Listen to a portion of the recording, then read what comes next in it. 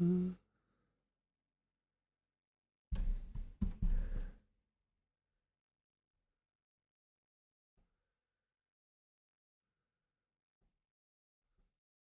Second.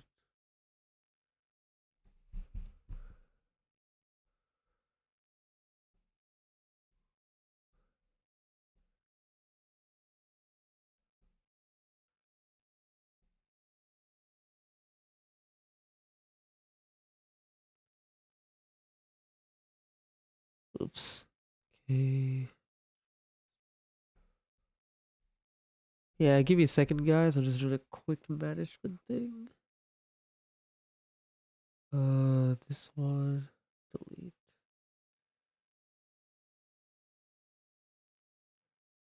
Okay. All right, we should be good, right? You guys can you guys see? Let me see the chat if it's there.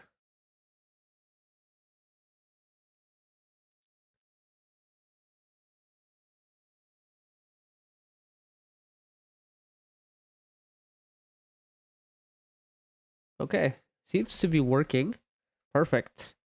All right. So, welcome to the stream, guys. Um, yeah, we're gonna see what this live stream is gonna be about. Hey, Papa Smoothie. Hope you're doing well. Uh, yeah, excited to be here.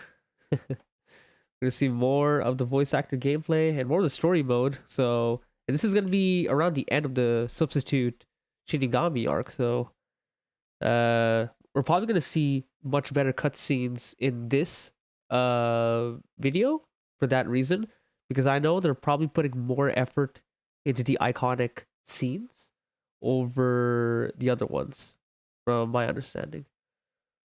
So yeah. Okay.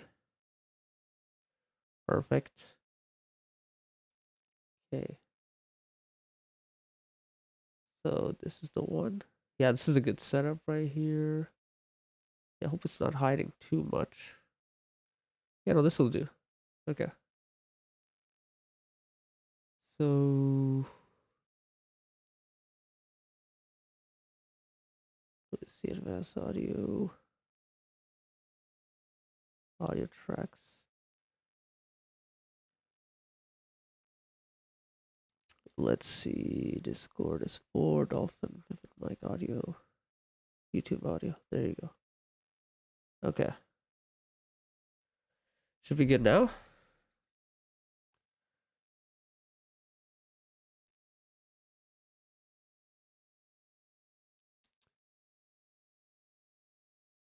Oh, that's weird. Display capture.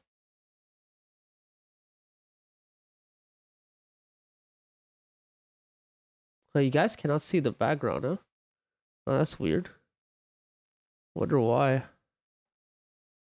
That's interesting. Oh, it's here. Okay, I think I get it. How did I do this last time? So, I think it was desktop scene, right? Yeah, that's the one. Yeah, there you go. Okay, now we're good. Now you guys can see. Okay, perfect. All right. Yeah, Papa Smoothie. Hope you're doing well. You excited to see some story mode gameplay?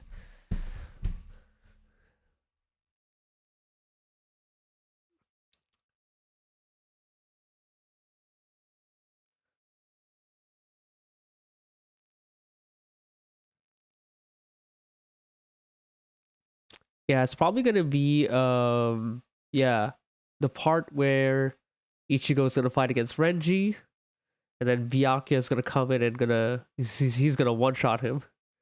So that's probably what's gonna happen. Oh wait, can I crop it? Oh, maybe I can crop this too. Hold up. Properties, filters. No, that's not the one. Webcam.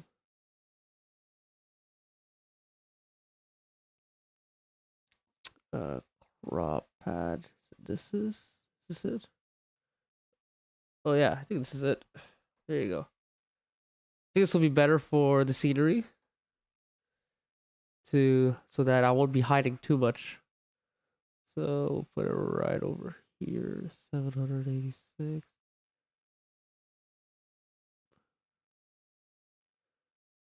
Yeah, that's fine. Okay. Hopefully, oh, welcome, Caleb Nelson. Hopefully we can see Renji's Bankai in action. I don't think we would see that though.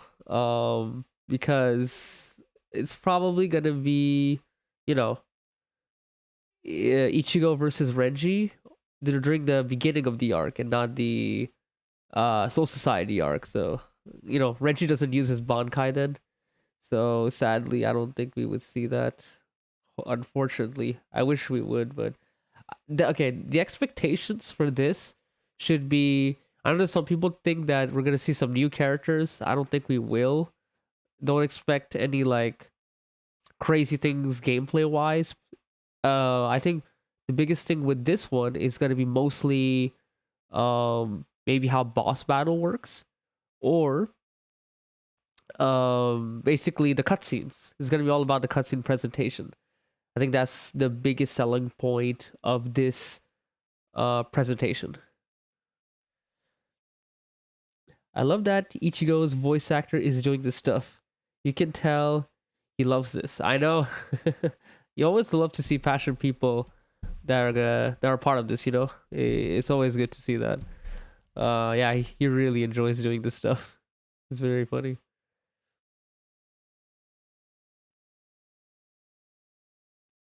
Yeah. Well, you can see in the chat, people are saying unrealistic things. Give us the visor. Um, give us this. Give it, guys. Nothing like that will happen, sadly. Oh yeah, we have to set our expectations realistically on this one. Yeah.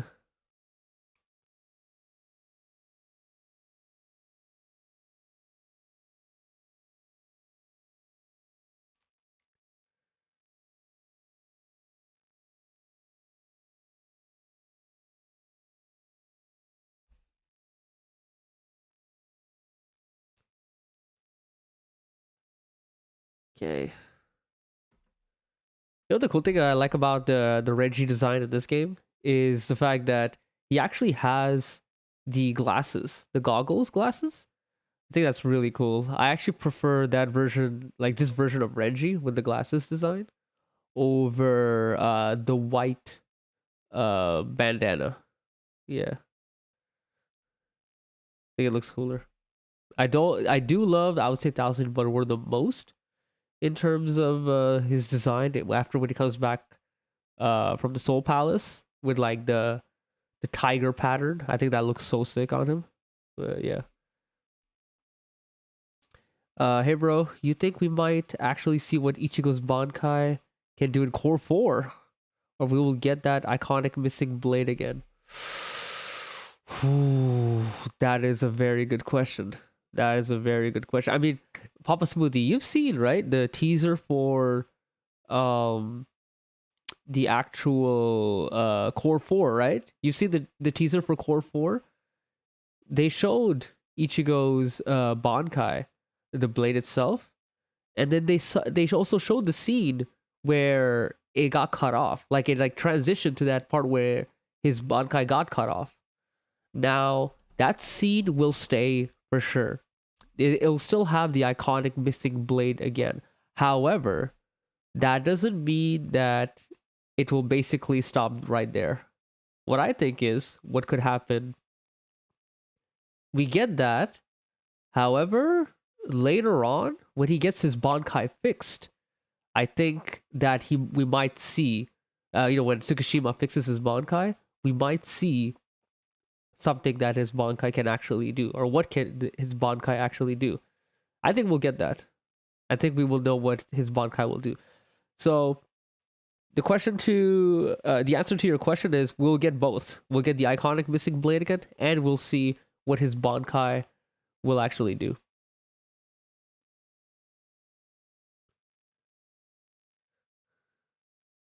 Yeah, because the goal for a core four is trying to rectify the mistakes that towards the end, the bleach, the struggles that it had. I'm sure they will try to rectify that as much as they can. Core four is gonna have the most changes that we've seen so far from any core. So I can't wait, man. I can't wait for that. But it's gonna take such a long while. We have to wait so long for that. God damn. Well, thankfully we have Rebirth of Souls to keep us distracted. I mean, that's a whole enjoyment on its own, obviously, but yeah. Um, yeah, man. All I can say is it's very exciting to be a Bleach fan. We're getting so much good stuff right now. Oh my god, it's been so long. It's been so long that we get this kind of treatment. It's crazy.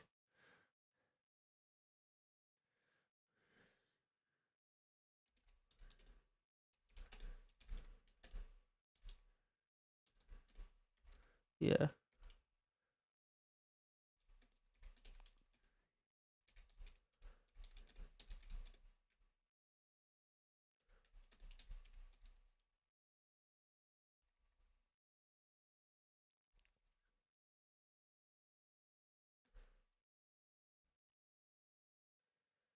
Okay.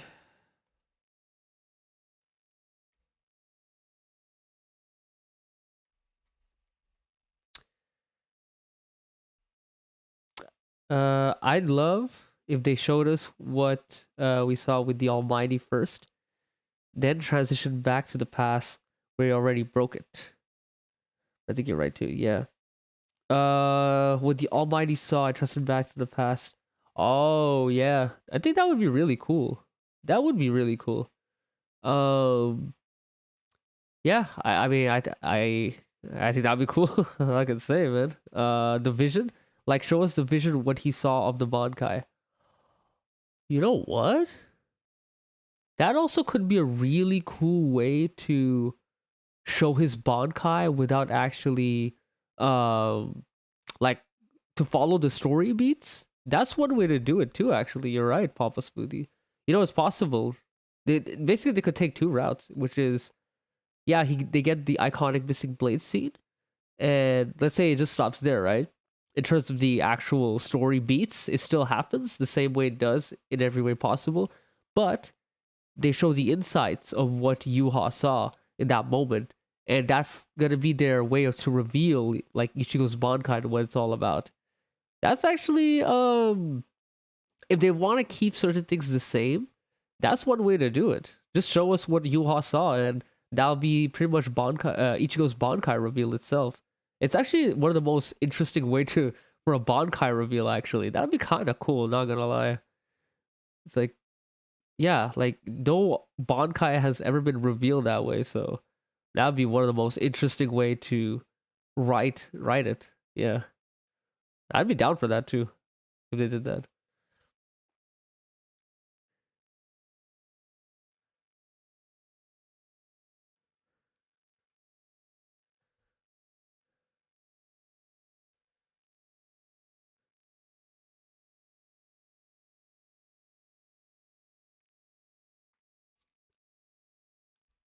Yeah. I'll say for the story mode, I'm very excited for what do you call it? The hard difficulty stuff. I that's the most thing I'm looking forward to about this the story mode is I like a challenge. So, and I guess the most fun I can have in like a single player mode is the difficulty. I love me some good, hard, difficult single player. I think it's super fun to me. Um, we saw in the system overview trailer that you can actually adjust the settings for that. So I was like, yo, I'm going straight to hard mode. Like, why wouldn't I? It's so sick, you know? Yeah, that's what I would do.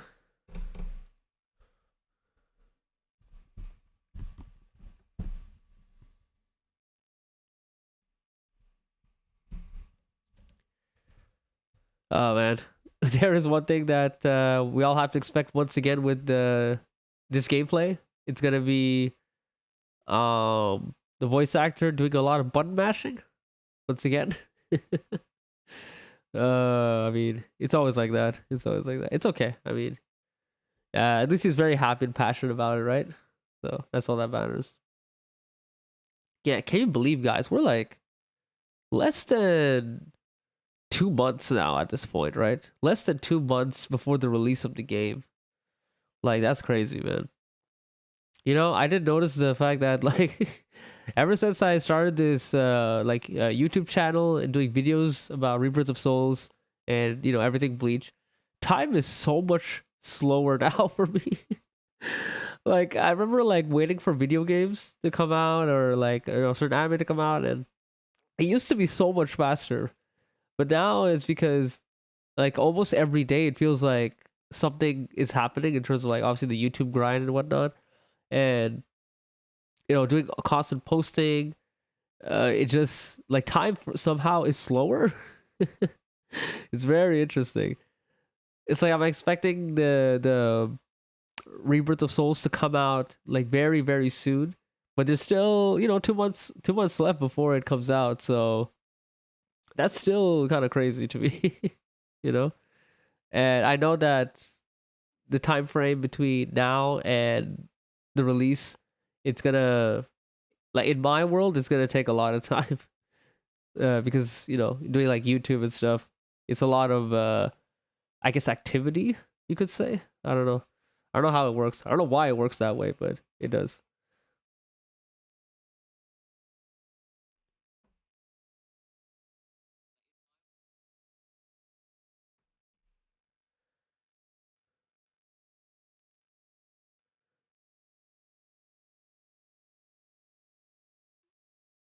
What are you guys expecting is like the most changes that we'll have in the from the demo versions that we've seen to the actual release version of the game? Um, I don't know if you guys know, there are a couple of issues in the demo that we saw. For example, there is the costume of Ichigo that he has, the one where he has like the bandages around him everywhere, right? That costume of Ichigo.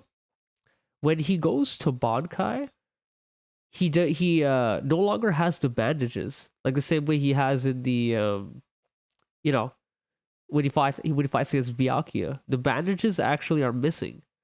So I think that was a glitch or an error that they will probably fix, by the time of the release.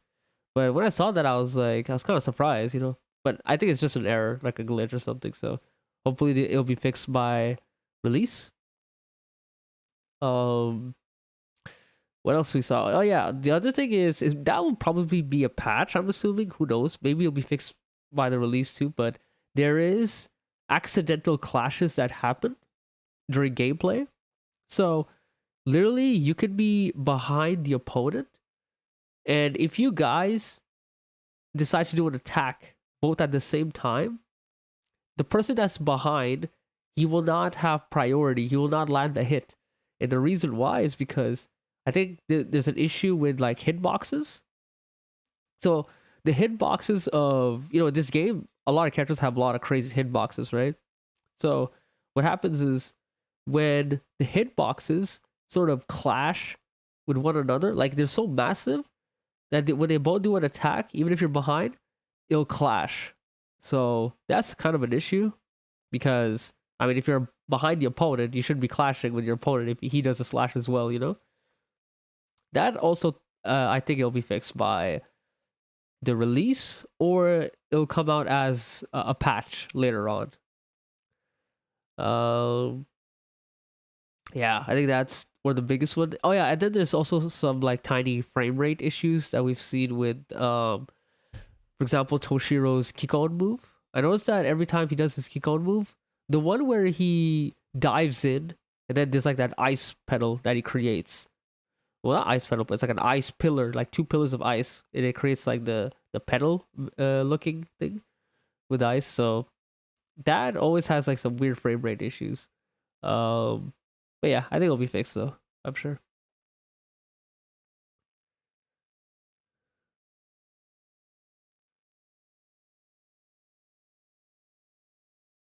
Oh man, here's the thing, too, guys. How many weeks are left? Like 7? I think 7 weeks, right? And 7 weeks, 7 characters. And I don't know.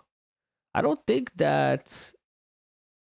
Most people think that that's all the characters that's left. That's gonna be in the game. I don't think so. I think there's more left, guys. Because think about how many there are. There is obviously the espadas, the top 3 espadas. We got Stark, Halliwell, Baragon. All right, that's the top 3 ones. Okay, and then we got also other major characters like Ikaku, Yumichika. What else? You know what? I'll even include Yami. Screw it. I'll include Yami. Why not? Yami. Oh yeah, Araniero. That's not that. That's yeah, Araniero. And then what else is there? Oh yeah, there's White as well. I think White will be playable very likely. That's what I think. Who else is there? Noitora. Yeah, there's Noitora. So we're already at what? Like 9? And I know, oh yeah, Ukitake. Yeah, Jushin Ukitake, which I think he will be playable, to be honest. It'd be weird if he's not. Oh yeah, they got some of the visors like Kensei, which it'll be weird for him not to be playable because everything is already made for him to be playable with Mashiro as an assist. Basically, I'm around like an 11 or 12 characters at this point, and I didn't even name all of the characters that could be in the game, but that's at the very least 12 characters. 7 weeks, 12 characters. I don't know, man. It just doesn't make a lot of sense to me. It just doesn't. Oh, Dangai Ichigo. Yes, you're right. Yeah, that too. See? We're at almost double the 7 number, you know? I think they're working out the smaller bugs, right? Yes. Yeah, hopefully they are. But yeah, it's that's what it is. I think they'll be all those characters will be in the game. It just doesn't make any sense to me if they're not, you know. But obviously I cannot guarantee something like that, right? Oh, and Orihime. Oh my god, I forgot about Orihime too. See, that's the cope is so hard, man. Oh, I can't read your name though. What? I can't read your name though, sir. Yeah, your profile pic is a teddy bear. All right, I call you teddy bear, or just tell me what your name is. But yeah, still hoping for Orihime, man. Obviously, me too. Me too. I'm absolutely hoping for Orihime. Oh man, I can't. She's the biggest confusion so far. I don't understand why she's not in the game yet. I just don't get it. I'm so confused. People are worried about, where's my favorite character, Noitora? Where's my Stark? And this and that. Guys, look, I think everyone is deserving of a spot in this game. Like, there's no denying about it. However, come on. I think Orihime, of all the characters, is the most deserving. She's not even a side character. She's part of the main cast of characters, man. So there's no excuse whatsoever. She's not a side character, you know? She's there throughout the whole story. And moveset wise, there is so much going on with that. So this doesn't make sense. Teddy is cool. All right, cool. That sounds perfect. Yeah. Oh yeah, just in case you guys didn't know, I have a Discord channel with Sunny D. So if you guys would like to join it, it's gonna be fun too. We're gonna do a lot of crazy plans in terms of the when Rebirth of Souls comes out. If the online works like we hope we do, we might even do like weekly tournaments with a Discord server. And yeah, if you guys are interested in that kind of stuff, please join the Discord server. I think link should be in the description, if not mistaken. Yeah, link is in the description. So have fun, guys, if you want to join in and participate in that kind of stuff. But yeah, I feel like that would be the biggest disappointment for me if Orihime isn't there. Yeah, here's the thing, man. I'm not even like a Orihime fanboy or anything like that, guys. I'm really not. Like I don't. I like Orihime. I really like her, but I'm not like she's not one of my favorite characters or anything like that.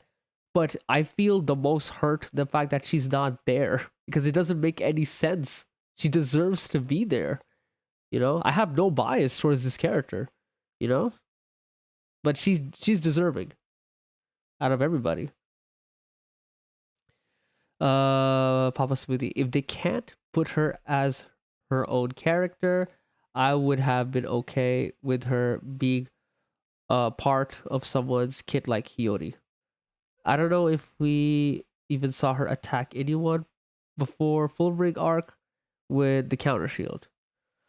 No, Papa Smoothie. She actually did. It was during the substitute Shinigami arc when she saved Tatsuki. When she got possessed by the thing, and then you got the hollow. I forgot his name. I forgot the name of the hollow, but yeah, that hollow. She attacked. It was Tsubaki. She attacked. Then that's when she started to learn it. But Tsubaki is straight up an attack. She doesn't just have counter shield. She has literally one of the pins. Tsubaki is made for aggression, and same for. And she also fought in the Soul Society arc alongside with Uryu. She did something similar as well, and then obviously in the Lost Agent arc, that's when you see a lot more of her abilities besides Tsubaki, and obviously the healing factor. But you put all of those combined, you got yourself already a whole ass moveset straight up. So there's just no excuse. There's just no excuse at all. Oh, okay, it's starting, guys. Okay, let me guys know if the volume is good. Okay, I think it should be good, but yeah, just need a confirmation. Okay.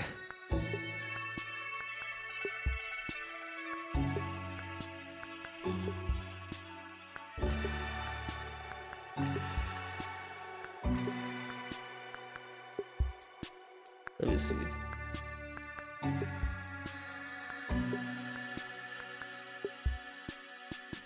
Okay, I think the volume is good. Oh my gosh. Yeah, let's go.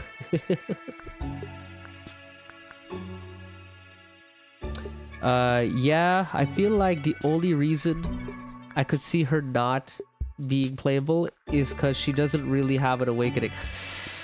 Okay, I understand, Teddy, what you mean, but listen, she's been playable in every single Bleach game, and especially Bleach fighting games. She's there everywhere.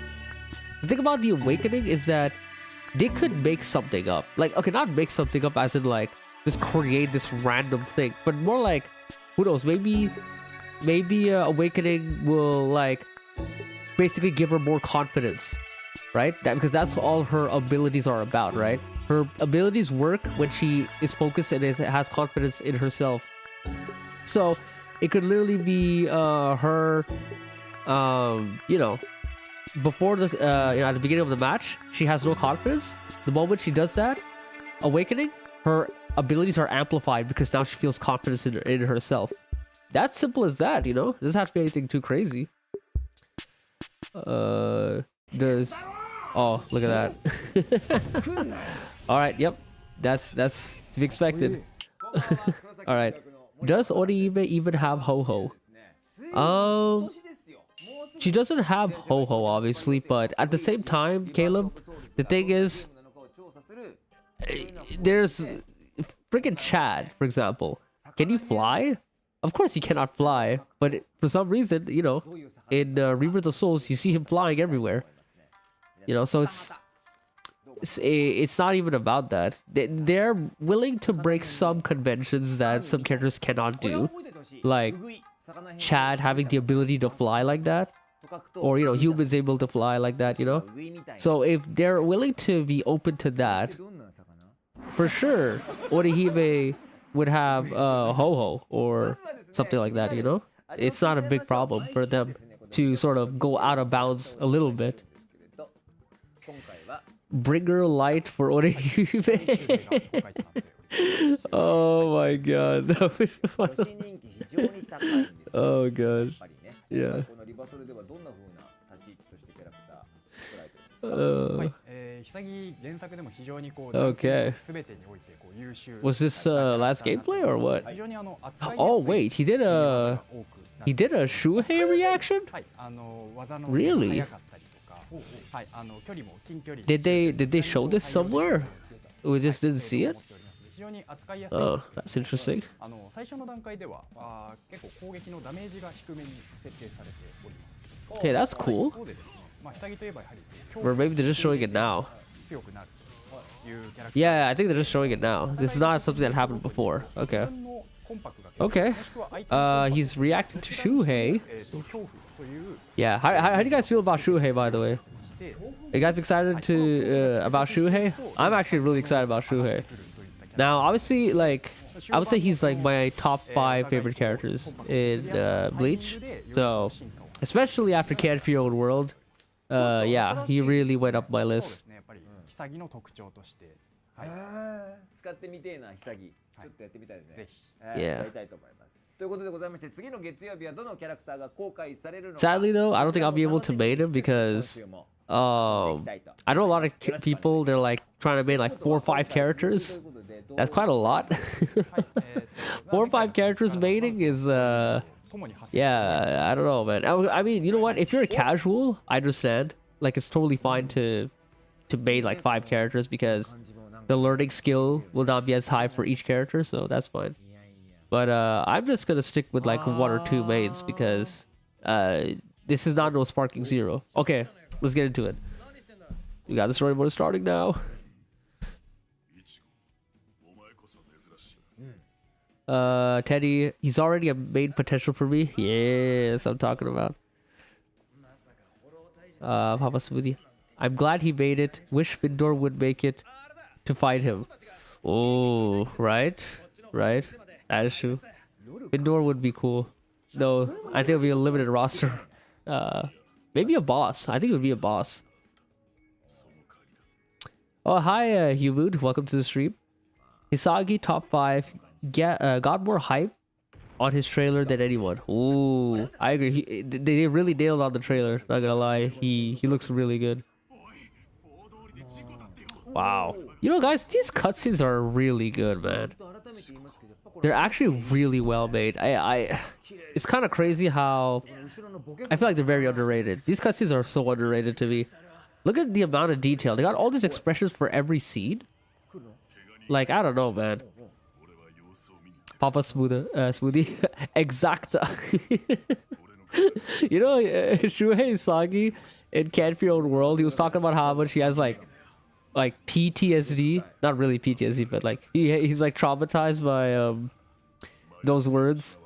Every time he gets reminded of Findor, he's like, oh no, not that guy. But guys, look at this stuff, man. Which other like anime game with over 300 chapters in the base game and the cutscenes look like this? Like, this looks really good, man.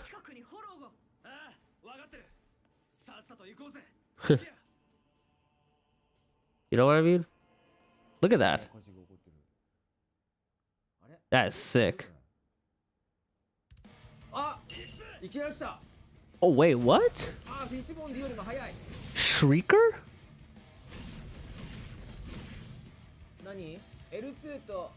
Oh, what? We're fighting Shrieker? Oh, this is where we are right now? That's okay. Momo was in one of the trailers but wasn't announced. But Ikaku is a must if we got Rangiku. Yeah, no, Ikaku is a must. I think he's one of the most popular lieutenants in Bleach, period. He's gonna be in the game, guys. Like, don't worry about it. Why are we fighting Shrieker? That's confusing.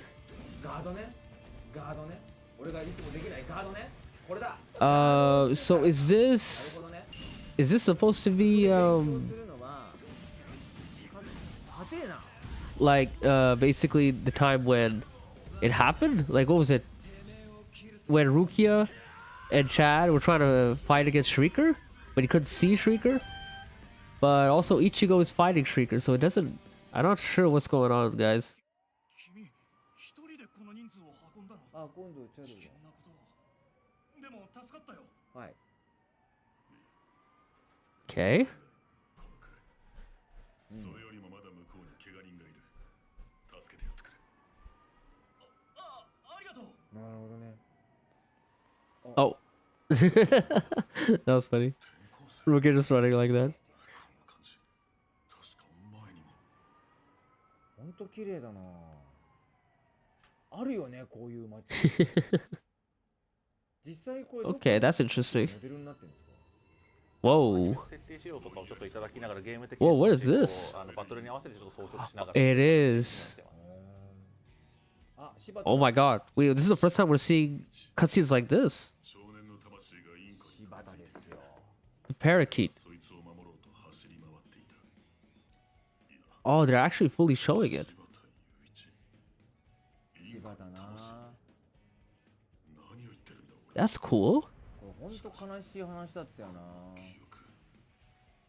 一番最初のブリーチの Wow. They're gonna have a lot of artworks in this game.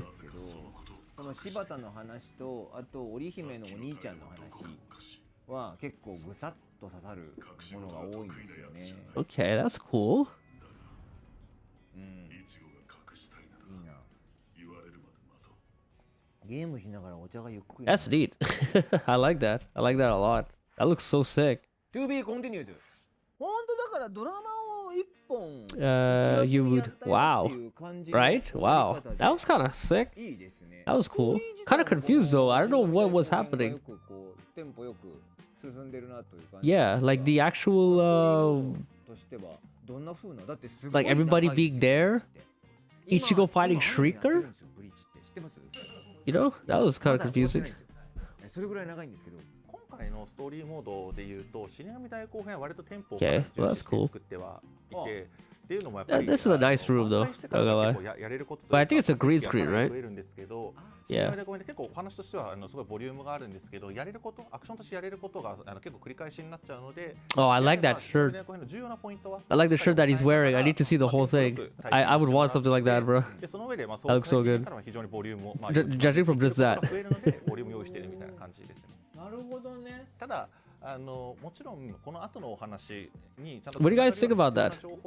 Like the story that we've seen so far, like with the cutscenes and the sort of the still images, like the transitions and all.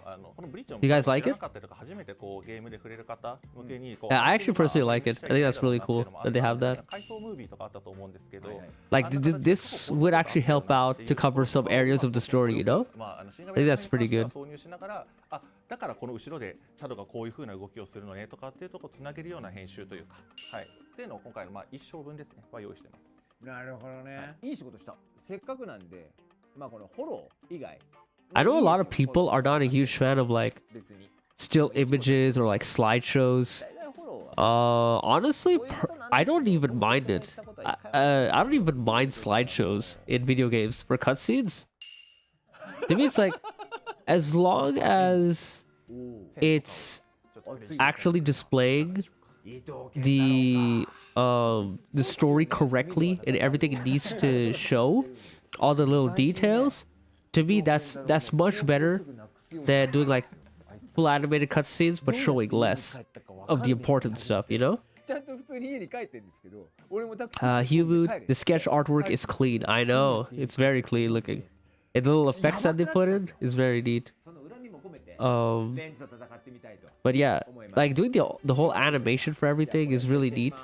Oh, look at this. The main story. It was like chapter select style. That's good. I like that. I like the fact that it's chapter select.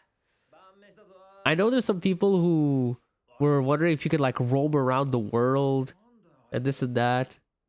And honestly, I personally would not like that. I would not like to roam around the streets and this and that. I know, well, which game was it? Which Naruto game was it? Naruto Storm 1, I think? where you would literally. Oh, here you go, Reggie. Oh shit. Yeah, where you'd roam around, and basically there was just too much roaming around, man. I got so tired of it. I just wanted to get to the story parts. なるほどね。この頃 Yeah, はね that レン looked ジが clean. 悪 That 者に looked 見え clean てたから with Reggie right there. お来た Oh, Rukia. Yeah, she's about to leave. For slideshows, those are actually clean. I don't mind those at all. The fact that they actually took time to draw instead of taking anime clips is nice. Yes, exactly. You know what? That's the thing, right? That's the thing. That's still effort to draw all of those things and not just copy pasting the anime. That is very true. I agree. はいはい But look at this. This is really well done too. Oh my gosh, Reggie. 悪い感じでしょ Oh, this is very similar to the actual source material. Very similar. ほらこういうセリフです Oh, that's pretty cool. この時は本当にねもうレンジが超悪者だと思ってたもん俺 Guys, this is better than most story mode game. Sorry, anime games with story mode. This is. I'm surprised. They're gonna cover over 300 chapters, and it's gonna look like this. I'm very impressed. This is very impressive. あ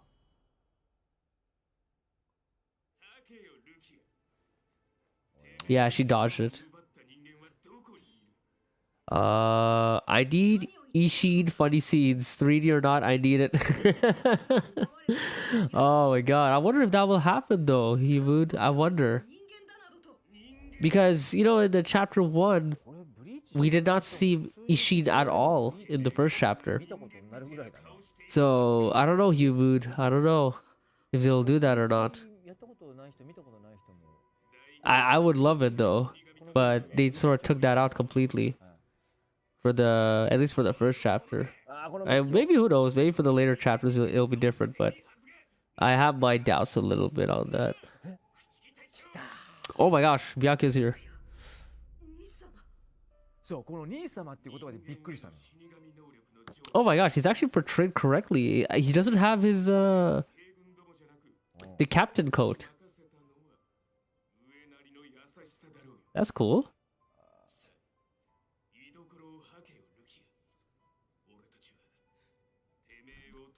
Will that version of Byakuya be playable? Like the actual like that costume? Is that available in the game? That'd be sick. Hopefully it'll be like a costume select. That'd be sick.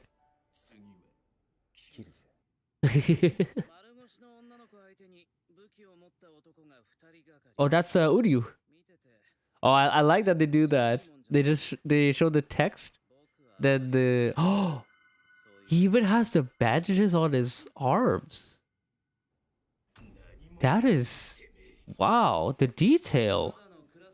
I'm surprised. Wow, some of these choices, I'm actually surprised that they made it into the actual story. Like that's so specific. Man, that is so specific. いやもう死神嫌いっていう時点でただじゃねえよただのクラスメート Hey Andre, good afternoon everyone. So how do you guys feel about the game overall? Welcome Andre to the stream. Hope you guys will enjoy this. Enjoying it so far. And yeah, welcome Andre. 来た Oh, that's sick. So far Andre, I think the game is really good. Looking nice. Kind of surprised with some of the things they just showed. Yeah, so very, very exciting stuff. I mean, I'm very much looking forward to the game right now. いいですね Hewwood. あれ Oh my gosh, code! Oh my god, we're seeing code! Hewwood. Yes, Byakuya have 3 skin, excluding the colors. Yes, that's cool. That's cool, Hewwood. Wow, it's the first time we're seeing code now. This is so cool. Oh my gosh.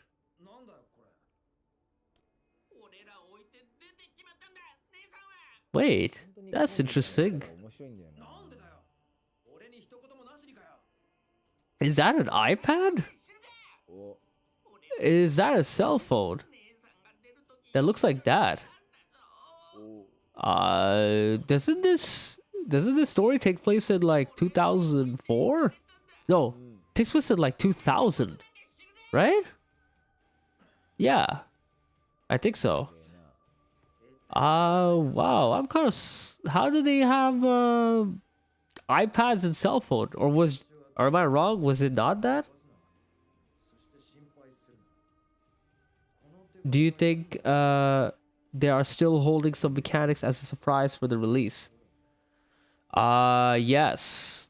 Yes, they are. Because if you didn't know, Andre, if you've been keeping up, recently we discovered that there is something called a geek out cancel, which is literally you cancel your geek out move into a reverse, and then you can continue your combo from there and then do a soul break. So is there some hidden mechanics? Clearly. Geek out cancel is a thing and they didn't even talk about it. So maybe there's more that we don't know. Yeah. I'm kind of surprised. Yeah, Cole looks so cute. Yeah, early 2000s. Yeah, exactly. It's 2000s, huh? So, am I tripping? Is that an iPad and a cell phone? Like, almost like an iPhone-looking cell phone too.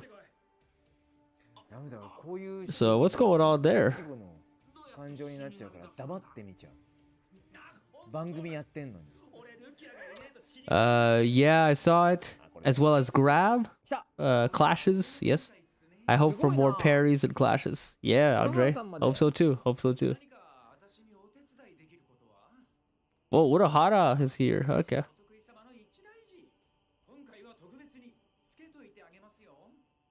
よん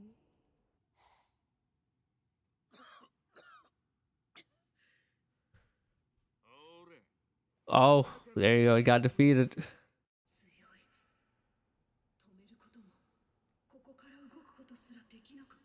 Yeah, so far it's very accurate to the source material. Very accurate. もう完全にアニメを見てます出た Yeah, this is definitely, I guess, a way to experience the story, isn't it? That's what I'm noticing. Oh, oh, they added the spiritual pressure effect. Oh, that's so cool. That is so sick. Andre. Well, Papa Sweet. This is a legit story mode. Voice acting is just icing on the top. They had to record these lines while doing 1,000 Bloodworth. That's insane. Yeah, that is true, huh? That is true. I didn't think about that. Oh my gosh. Here we go. I think they are trying to modernize the story, but it loses the charm of the early 2000s. Yeah, I get. I don't know though. Is that what they're trying to do, or was that? That'll be confusing, because that means the story does not take place in the 2000s. That's what I'm understanding. If those are actually iPads and cell phones, like an iPhone. But I mean, we'll see. We'll have to wait for that. The way Ichigo was walking there looked freaking cool, very stylish. I know. Oh my gosh. Yo, is he better now? Yo. Oh my gosh. Has he improved? He's got less button mashing going on? Yo. Okay. Now or never, does he know? Okay, he knows. Okay, he's learning. Guys, he's actually learning. He's better now. Okay. That's what we're talking about. Oh.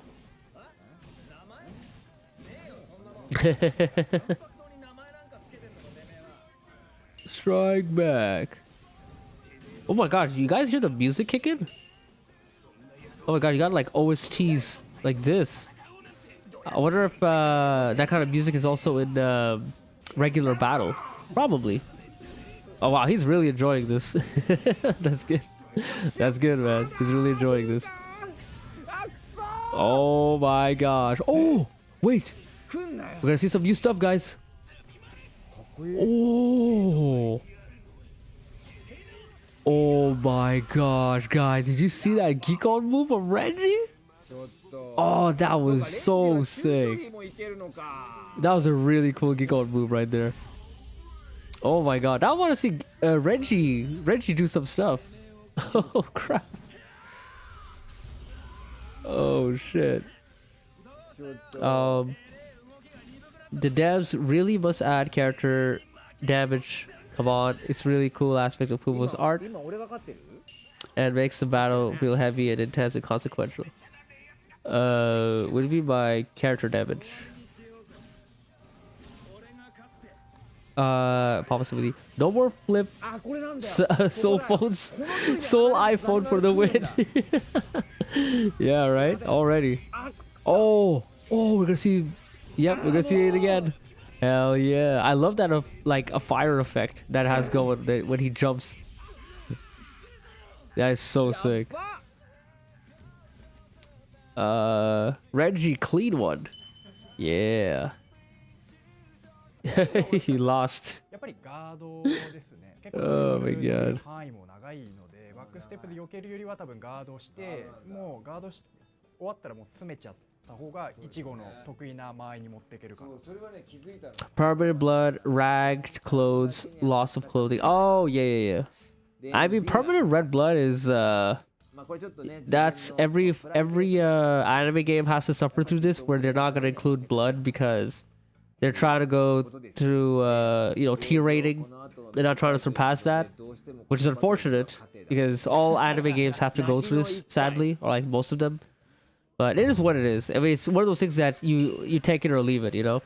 So, I mean, I'm okay with it, or like I'm like fine with it because every anime has to go through that, you know. So it is what it is, you know. Whoa, Soul Reverse. いったやった Wait, what do you mean by Soul Reverse? That was weird. Oh, wait, we're gonna see this cutscene. We're gonna see this cutscene. Oh my gosh. おう Oh shit.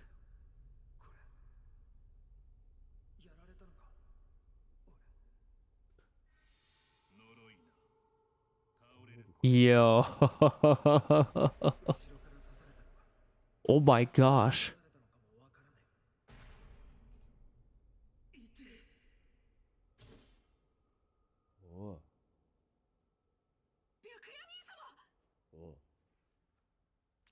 Holy shit. あんなに苦労したのに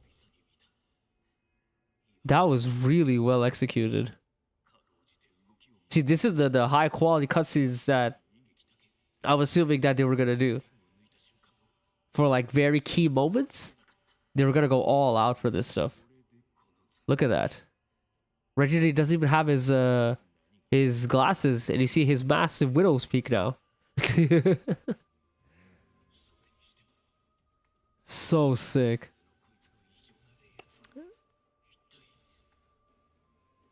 Soul Resident has blood and it looks freaking cool. Yeah, but it's not the same thing as like console games, you know. It's a mobile game, so the standards are still different. For some reason, I don't know why that's the case, but yeah. If it's by Bandai Namco, is specifically Bandai Namco doesn't want to, you know, pass a certain threshold. So if you want to blame somebody, blame Bandai Namco for, you know, nullifying their games and censoring them. Guess Soul Reverse is end him with Soul Break. Maybe. I guess so. Damn, these are some nice cutscenes, not gonna lie. Oh, this is so well made. Oh my god.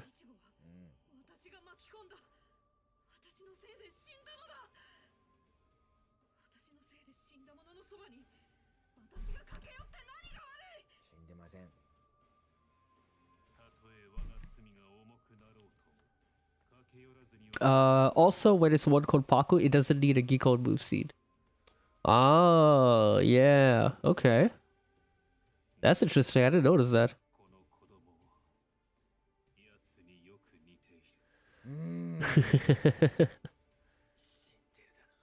Oh, they actually did that. 概念があるってことだもんな。 Where he's grabbing his holy shit, that's sick. 本当ですよ。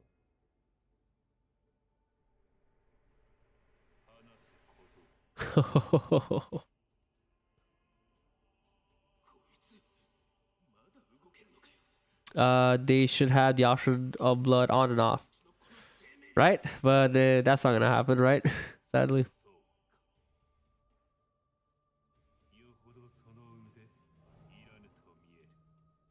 Oh, he's gonna cut off his arm. Oh, his eyes. Did you guys see his eyes? It had like one shade.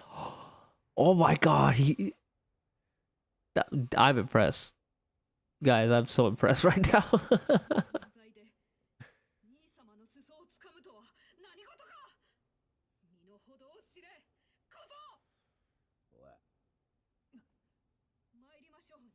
Bleach could totally be rated M if they're true to the manga. Of course they were. Of course, most of these games. I mean, same goes for like other. If you guys know, even like the One Piece manga, and like the Naruto manga, all those follow the same thing. Even the Hunter x Hunter, same thing with Hunter x Hunter. Yeah, exactly.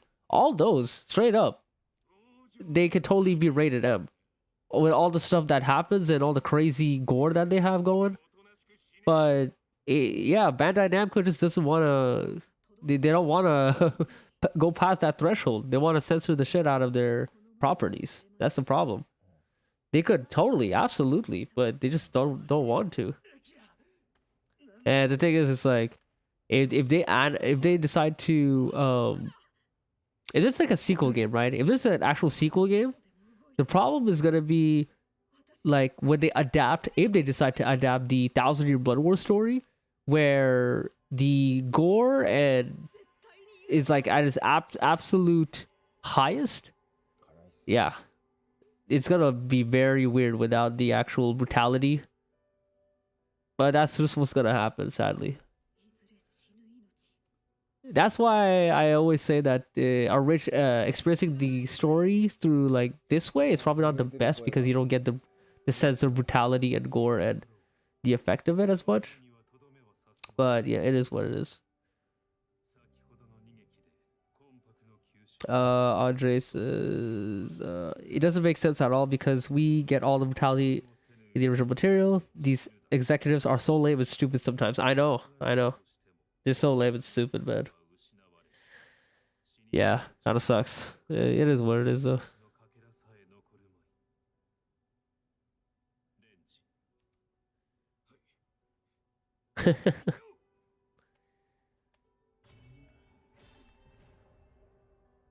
Oh, sick. Oh my god. Oh, then the rain will come through. Oh my god. This is beat by beat, man. Oh my god, Ichigo's face looks really good here. Oh, even his hair texture is different. It's like that sort of rain. It's like he has wet hair. Wow. Holy crap.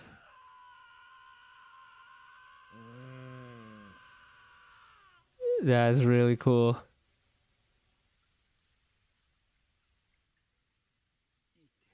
Wow. Now Urahara's gonna show up.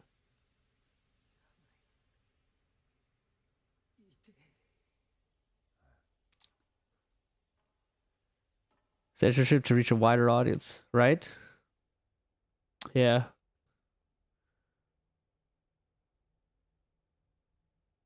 Where's Urahara? He's gonna show up, right? Oh, no? Wait.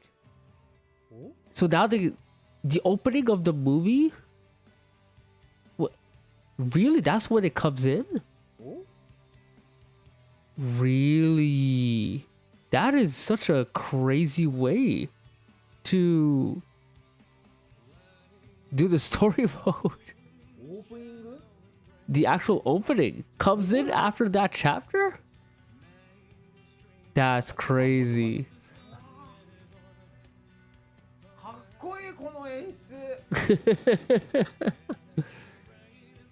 These guys are stylish.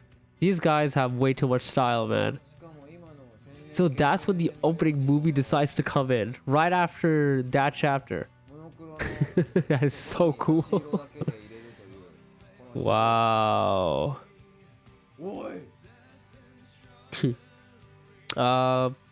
We should spread the word though. It's the only way things can change. So we can get games like Garuden and Samurai Showdown 5 Special again. What Savage games? Yeah, I mean, of course, just say as much as you need to, but I think the biggest problem is I think most people have sort of just accepted it as what it is, and I don't know if people feel that strongly about it too. I think that's the thing. I think most people when they are playing this kind of game, I don't think like blood or censorship is the biggest factor. It's more like how does the game feel and this and that. So the problem is, I think it needs to follow those factors first in terms of priority. And if people get that, they'll start focusing on the more like different things like the blood and gore, you know? That's what I think is happening, because I don't see much people talking about like blood and censorship and this and that. I think because as anime, you know, video game players, everyone has just sort of accepted the fact that like, yeah, it doesn't have blood, it is what it is kind of thing, right?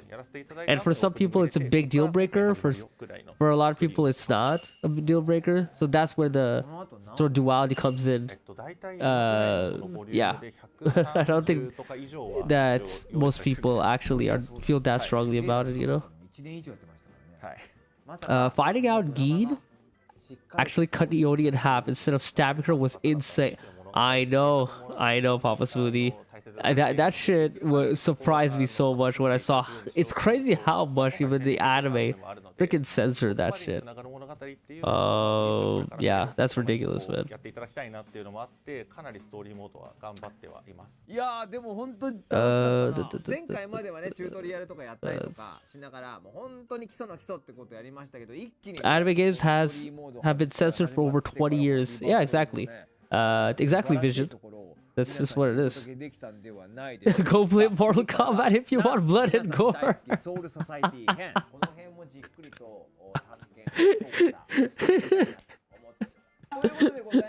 Oh gosh, Vision. Oh god. Vision, he's just saying that out of the anime games, or like at least be accurate to the source material in terms of when it comes to, you know, how the story is supposed to be portrayed, you know.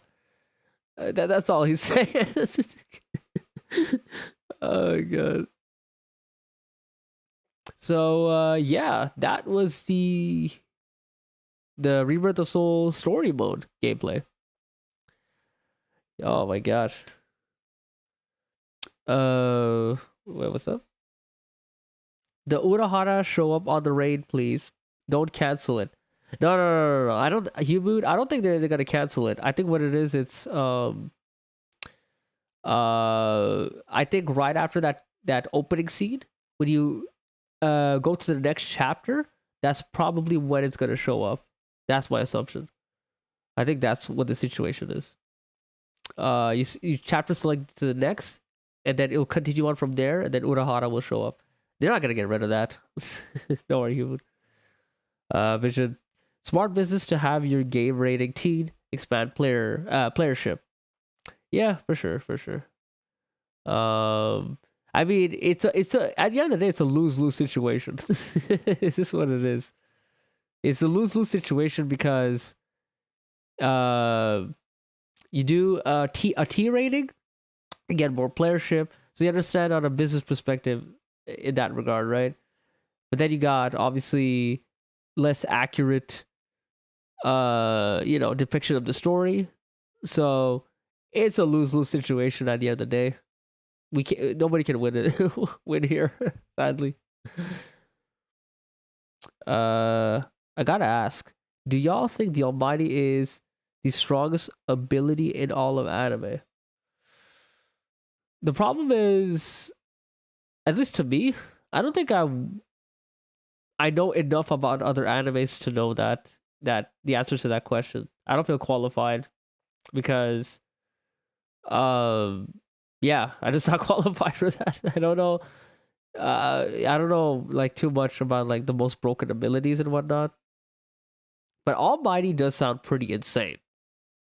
That is 100% sure. So yeah.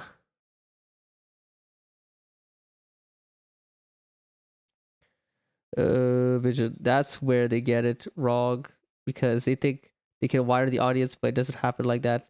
The people buying these games are the fans of the original material. That is also true, Andre, but I think the goal of this game is also to expand the fan base beyond just people who are into Bleach.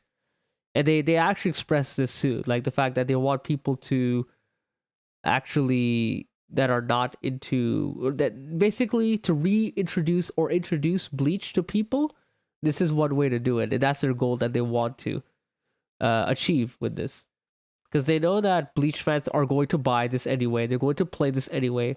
So why not try to expand the horizons to other people and do it that way?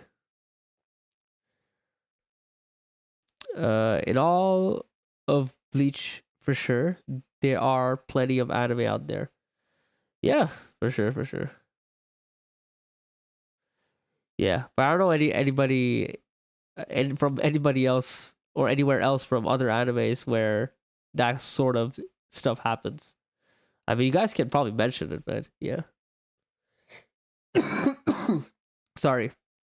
And tell me, do you think that anime fans prefer censorship or not? There you have the answer. I mean, it's more about the what do you call it? Like people being able to buy it, because basically they're trying to target also a younger audience. Because for example, if you're like, if you're 14, 15 years old, right, and you buy an M-rated game alone, you can't, right? They're gonna check your ID and whatnot and be like, oh my god, are you over 18? No? Well, you can't buy this game. You gotta think about it like that, where, especially during the time when you watched Bleach. How old were we when we watched Bleach? We were in our teens. We were under 18 when we watched Bleach, or read Bleach too. Well, actually, I read Bleach later on, but yeah, that's the case, right? They wanna. You think about that example. They want that teenager to go to GameStop, pick up that copy of Rebirth of Souls, and be able to buy it on its own. I think that's the strategy that they're going for,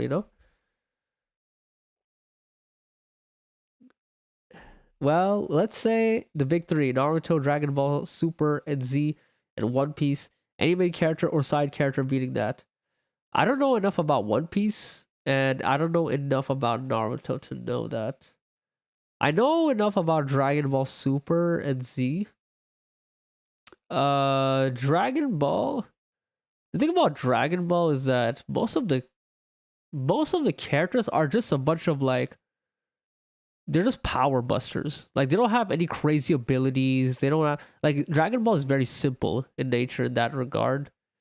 So I think honestly, I think Yuha beats them. I think Yuha beats anyone in Dragon Ball for the most part, because it's like they don't.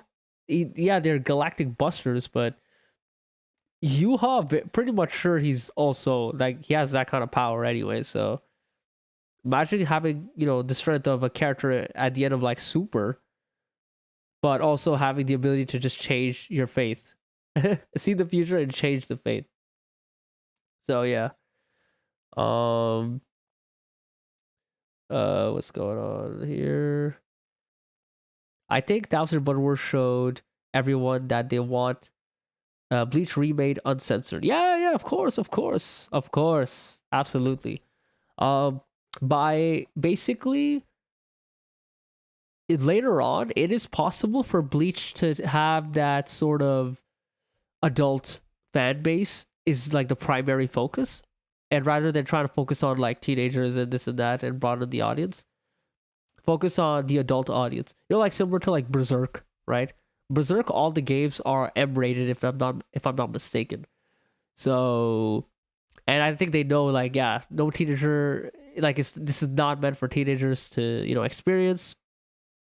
And with the 1,000-year anime, it showed clearly that, yeah, they're willing to go that full extra mile to, like, uncensorship and whatnot. And the Bleach remake is definitely going to be that. There's not going to be any censorship whatsoever. Yeah.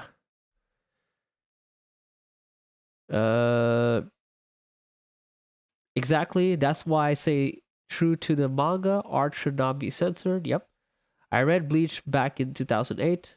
All teenagers preferred uncensored. Yeah, that's not what I'm saying, Andre. I'm not saying whether they prefer it censored or not. That's not what I'm talking about. I'm talking about you being able to buy the product on your own as a teenager. That's what I'm saying, that you cannot do it, because when you go on GameStop and you try to buy the copy, you won't be able to because you're under 18. Or I guess the rating here is M rated, 17 plus. Basically, you're under 17. You won't be able to buy the game on your own if you go to GameStop. And if it's rated teen, then you can go as a 14-year-old teenager. You can go and buy that game. You know. Most anime games, especially published by Bandai, end up being censored. It's nothing new, to be honest. Welcome, Coded Prophecy, to the stream. Yeah, obviously it's nothing new. Nobody's saying it's like a, you know, old thing or new thing. It's not about that. It's more about the frustration that this stuff keeps happening even after all these years, you know? And, you know, Andre was just talking about, like, how frustrating it is for, like, properties to be extremely censored that way. And kind of being used to that it's kind of, you know, stupid in a way too, which I understand. Like, rather than being, you know, being normalized and be like, oh, it is what it is, it's what's been happening for so long, rather than having that sort of, like, mentality, why not just cry out to the developers and be like, yo, stop censoring these anime games, man. That's basically what he's saying.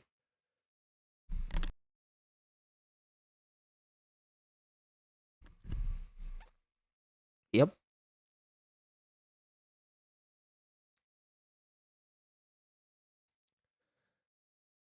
um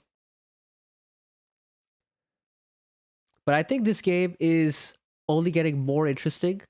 Great combat, great story mode, great customization. Yeah, no, I mean, the game is just getting better and better for the most part, obviously.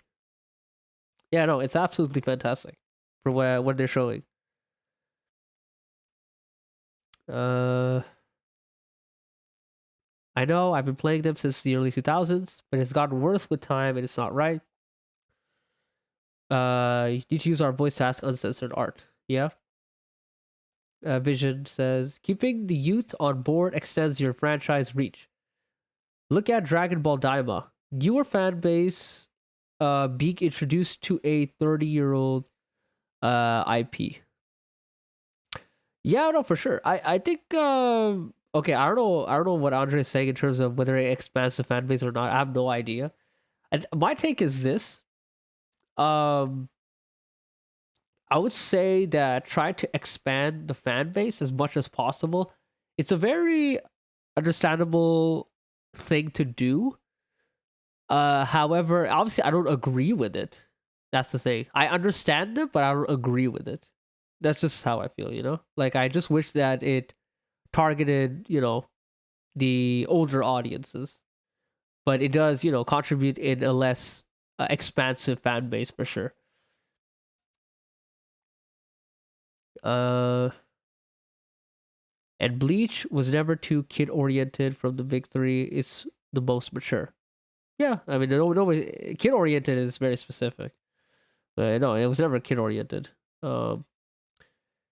Oh, here in Europe, there is no such problem. We can buy whatever game we want. Oh, okay. Well, lucky you, Andre. Lucky you. Did Hisagi's info updated? Oh, okay. Yeah, I'll go check out the website in a second. Just give me 1 second, guys, and I'll check out the Hisagi's website when I'll be back.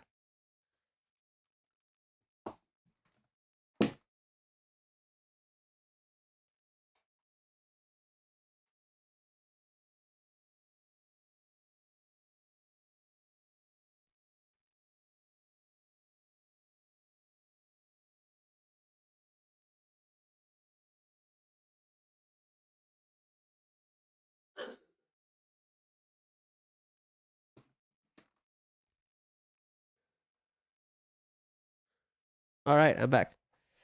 So, yeah, let's go check out the website. And there's actually a couple of things that I haven't seen there. It's not just Hisagi, but also other characters. I have not seen their movesets that deeply. So we're gonna check that out also while we are checking out Hisagi after. Rebirth of Souls, Japanese website. Yeah. Yeah. You know, one thing I always hate about this is how Japanese people, man, they get special treatment. And we, the rest of the world, just gets a basic ass website, and that's it. They get all this. We get nothing. Oh god. The biasness is crazy. Oh my gosh. This damn, I'm lagging. Okay, I need to go straight to character. This website is too heavy for streaming. Oh my god, look at that artwork. That's a nice artwork. Let's go to Shuhei Hisagi then. Wow, he looks so sick. Oh my god. How do I translate again? I forgot. Is it here? Is it view page sources fact?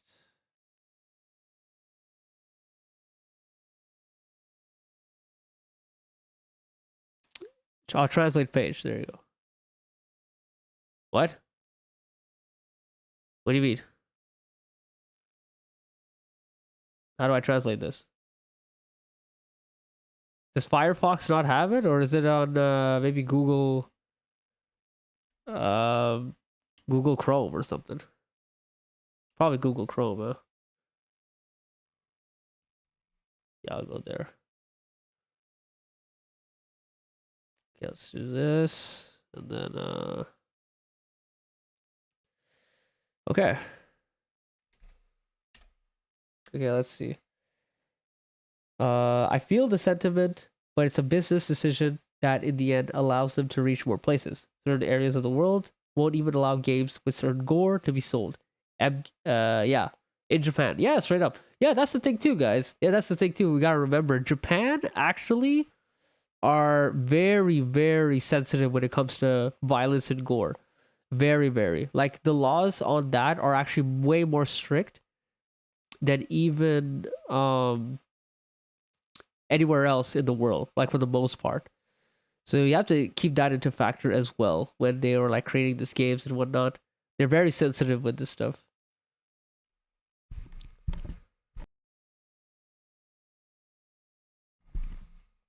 Okay, so let me just read you guys' comments real quick.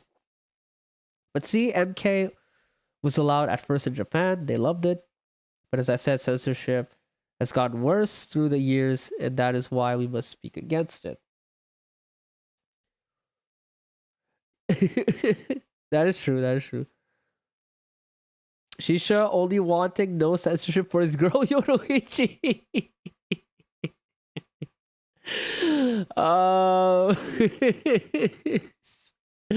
Hey, man. Hey, for sure. I mean, I'm not gonna deny that. I mean, it is true. There is some truth to that, but it is very interesting though that the fact that the in terms of nudity, I feel like they've gotten more open with that over the years for sure. I think we can all notice that, right? I think with violence and gore, it's gotten worse, but with nudity, it's gotten better. Like, now they're actually willing to, you know, put some the costumes were like, you know, Yoruichi, as you guys have seen, you know.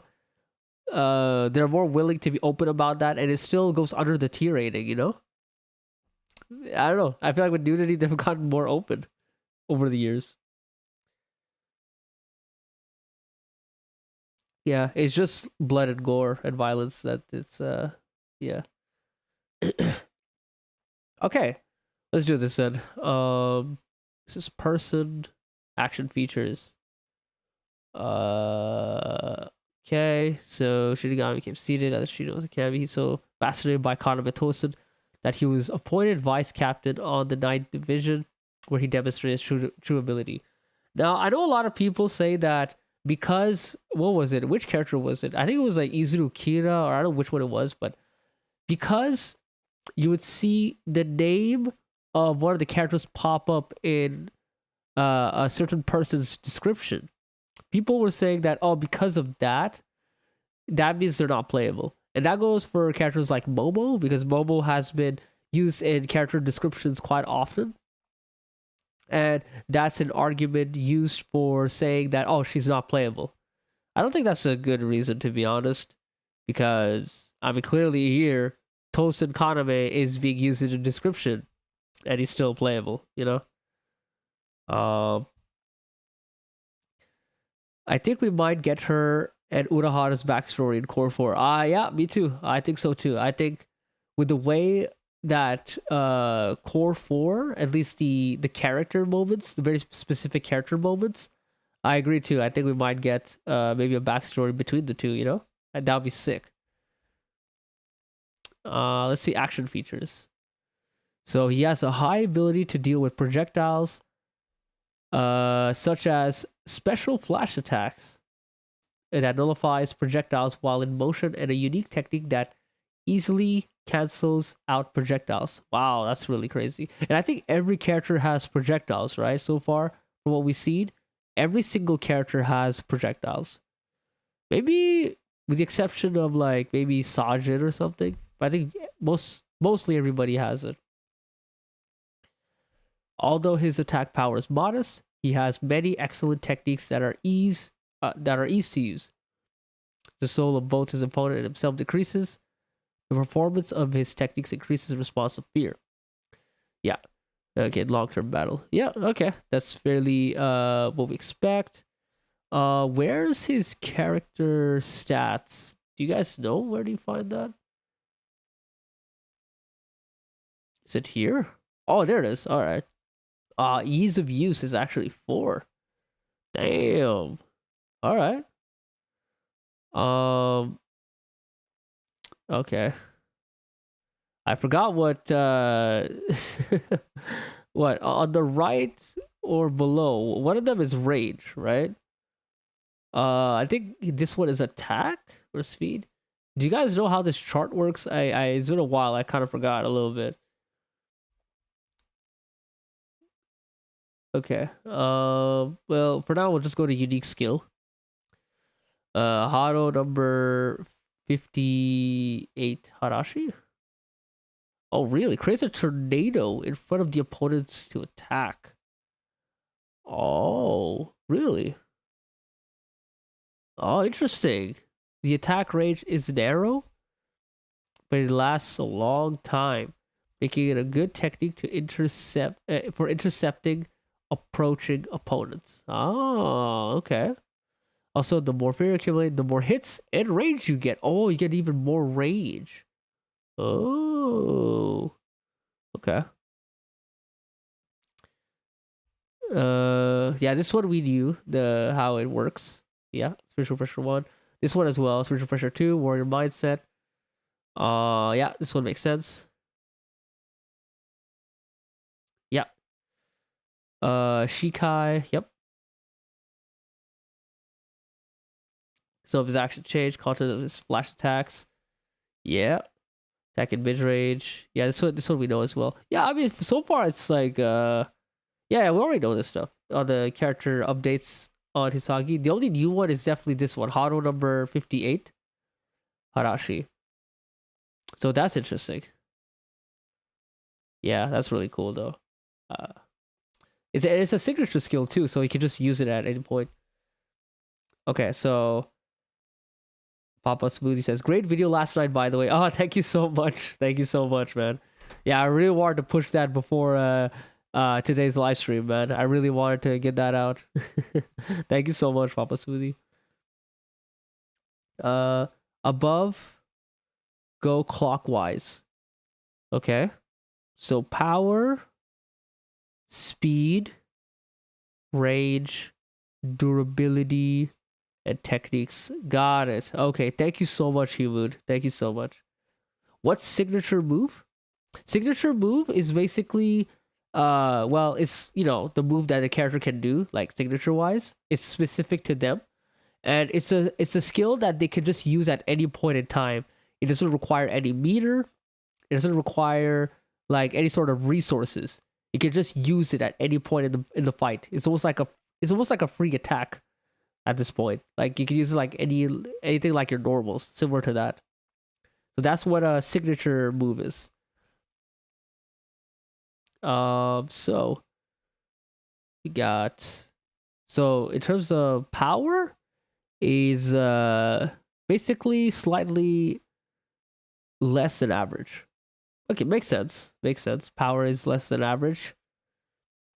Now, wow, his speed and his range pretty high. Makes sense. If his damage is low, then it makes sense for these to be high.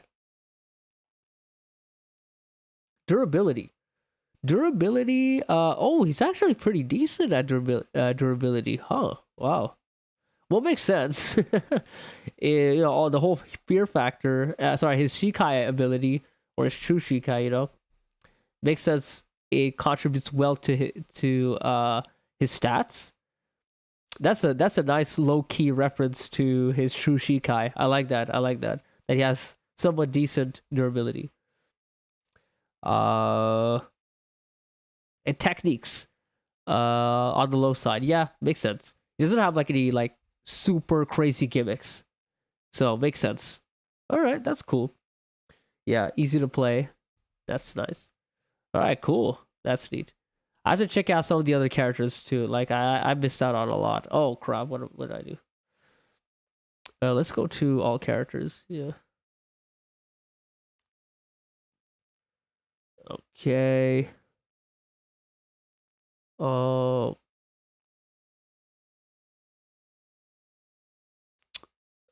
Let's go to. Let's see. Maybe. Sergeant. Yeah, I didn't check out Sergeant. Okay. All right. Okay. Let me just. Okay, you guys want some music in the back? I think it'll be better that way. Let me just do this. Oh crap. Sorry, it might be a little loud. I'll be ready to lower the volume. Yeah, there you go. I'll be fine that way. All right. Okay. So we got. Okay, we gotta translate this page too. Okay. How do you guys feel about Kaname, man? Sorry, not Kaname. Sajin. He's a very underrated character, in my opinion, man. And I don't like the fact that he's so underrated. Or underappreciated would be the word I'm looking for. Papa Smoothie. What happened to Bleach is historic, I think. Yes, I doubt any other anime will have a rebirth like this for a long time. Hey, I see what you're trying to do there. Rebirths. Yeah. 1 second. What happened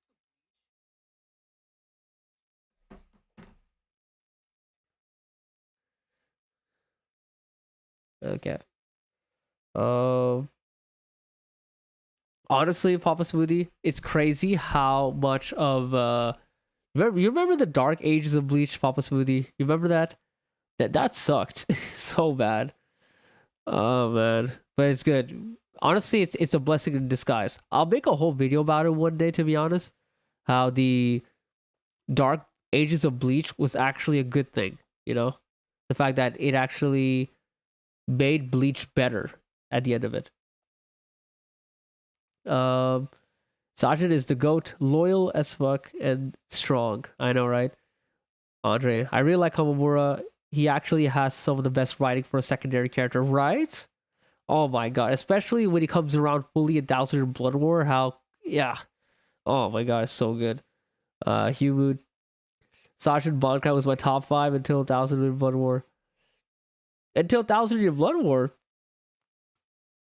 What do you mean? You didn't like the 1000 Year Blood War version? Humud.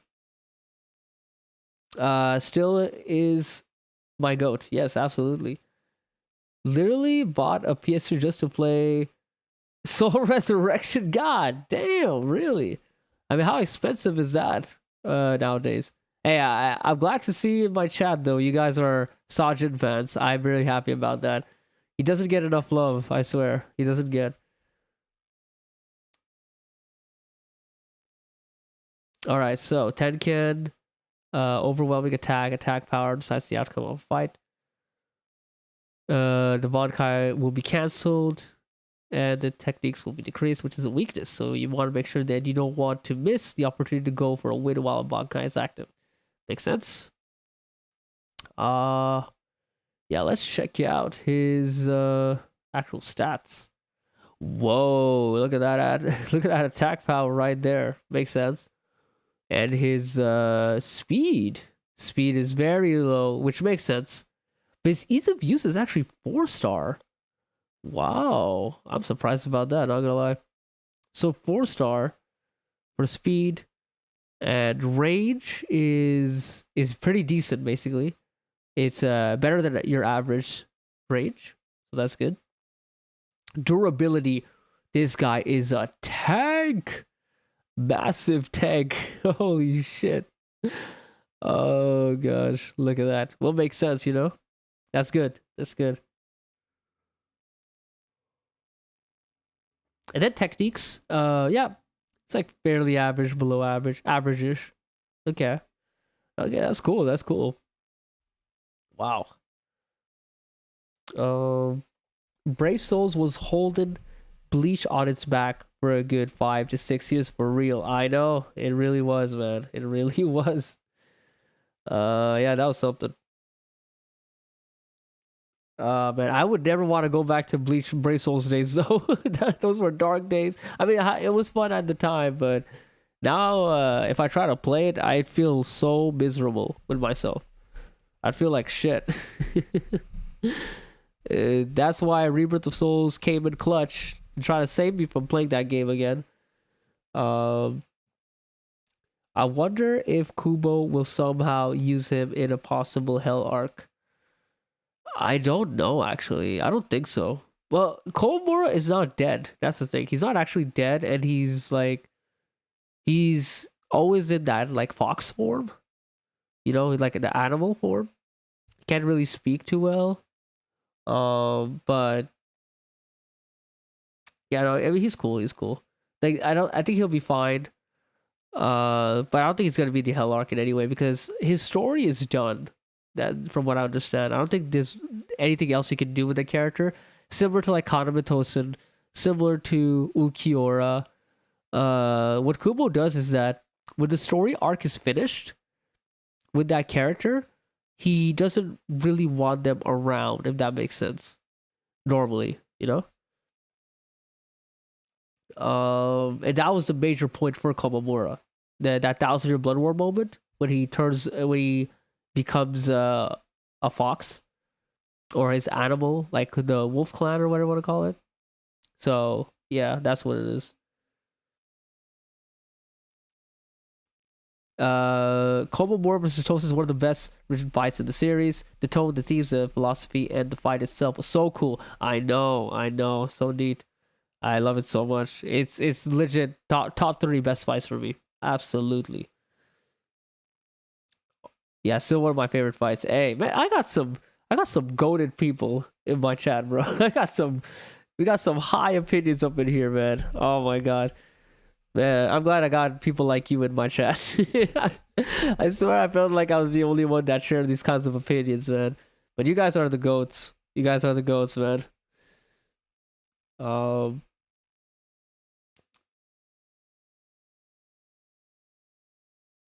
Honestly, still one of my favorite fights.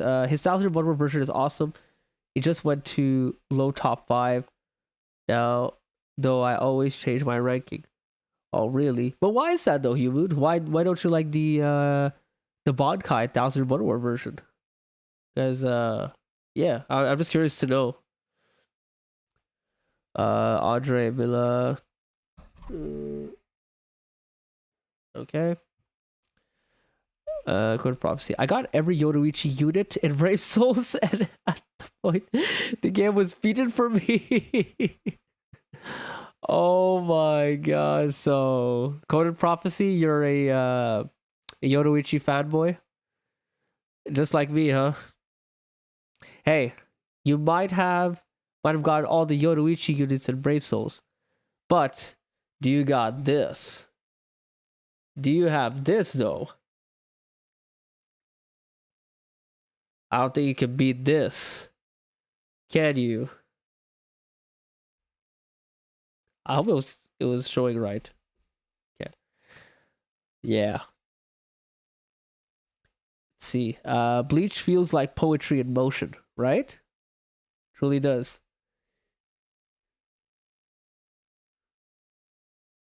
Yeah, okay, let's continue reading this.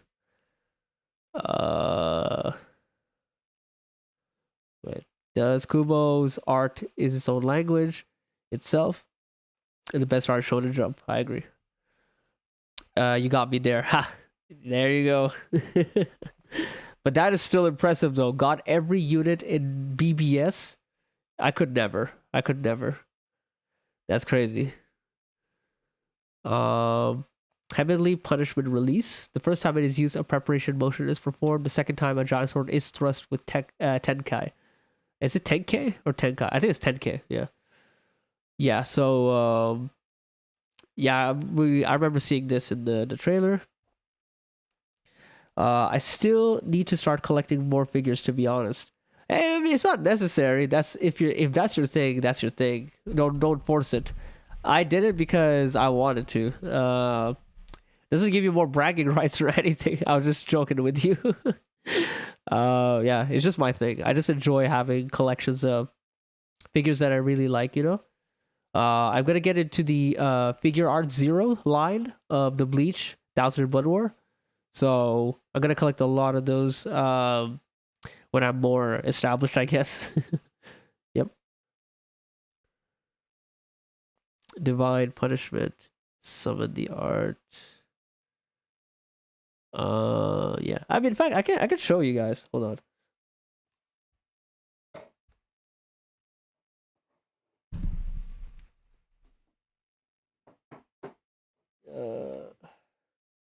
You guys can see this? Look, hold on. If you guys can see this in my camera, it's the Renji figure art 0 line. It's actually a pretty decent high quality figure, or a statue, you could say. I kind of like it a lot. Yep. Yeah, the figure kind of looks like this in the back once you like put it all together. I hope it's capturing what I'm hoping it's capturing. Yeah.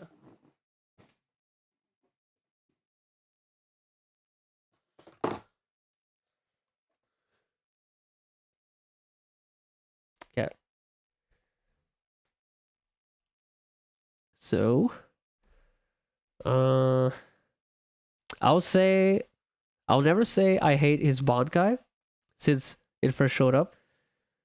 It's just a lot of cool ones is underrated. Oh, okay. I see what you mean, Humud. Okay. Yeah, for me it's just the Bankai 1000 Blood War version of Sajin. I like it. I think the design is really cool and absolutely amazing, but I love it for the story implementation for Sajin's character. Him being stripped away of all his like the weight of, you know, his clan completely, and sort of letting himself completely go and let revenge take over him. It's like almost like a poetic Bankai. That's what I love about it so much. The same way about Tosin, his Resurrection. A lot of people are like, oh my gosh, he looks like a bug, it's disgusting. But bro, for a story though, for like story implementation, that shit is freaking amazing. The dude is literally he looks disgusting. That's the whole point of like Kaname Tosin's Resurrection. And then he looks at Sajin and be like, when he can see with his eyes, right? And he's like, "Wow, I can see, and wow, you're actually uglier than I expected." And when he doesn't even know himself, he's the ugliest looking person that's there, you know. So it's similar. It's that kind of vibe. That's what I feel about Sajin's Bankai. You know, I think the story implementation is amazing. With like him falling into revenge, the same thing that Tosin, was having struggle with. Yeah, he became a hypocrite, and fell into the same trap as him.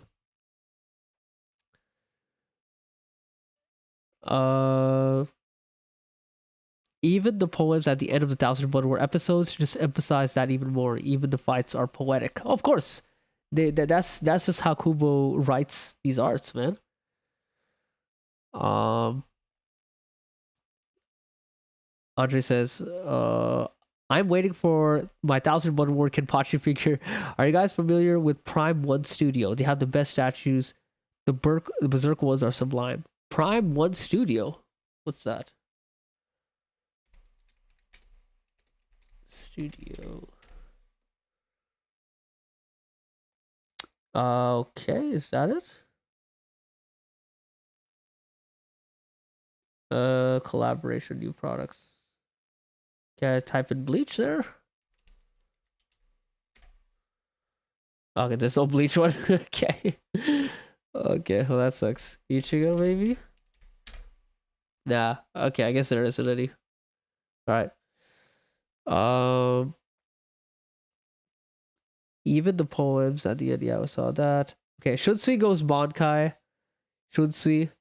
I'm the author now. Right? Humud. God, I hate Tosin in that scene.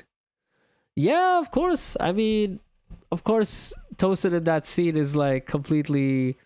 I mean, he's dislikable for a reason, right? But the thing is, the reason why he's acting that way, like so disgustingly towards Sajin and everybody, is because he's coping really hard. Like the way, like basically all the stuff that he says, he doesn't truly mean it, because he knows that he would be tempted to end up on the other side. So he doesn't. He tries to go so far detached from himself because he doesn't want to be tempted by anybody else, like Sajin and XYZ, right? And that's why when he got defeated, he was almost getting to that side the same way, like on Sajin's side and Hisagi. He didn't want to get there, you know? So that's the thing. Tosa's resurrection is the personification of what he turned into. It's tragically beautiful. Kubo is really good at symbolism, right?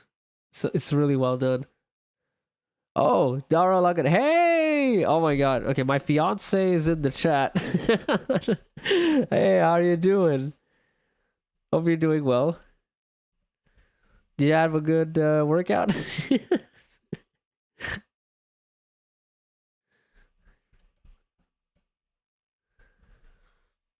But yeah.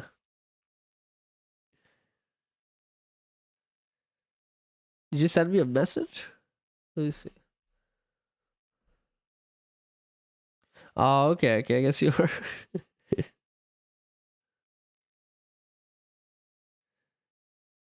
Yeah, the live stream's going well. I'm enjoying having fun with my chat. You're really good. I got some people in the chat that they have some good taste. They have some really good taste.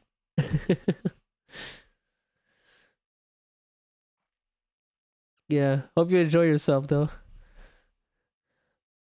Oh damn, Shisha. She heard me talk about Yoruichi. Hope she won't get mad at you.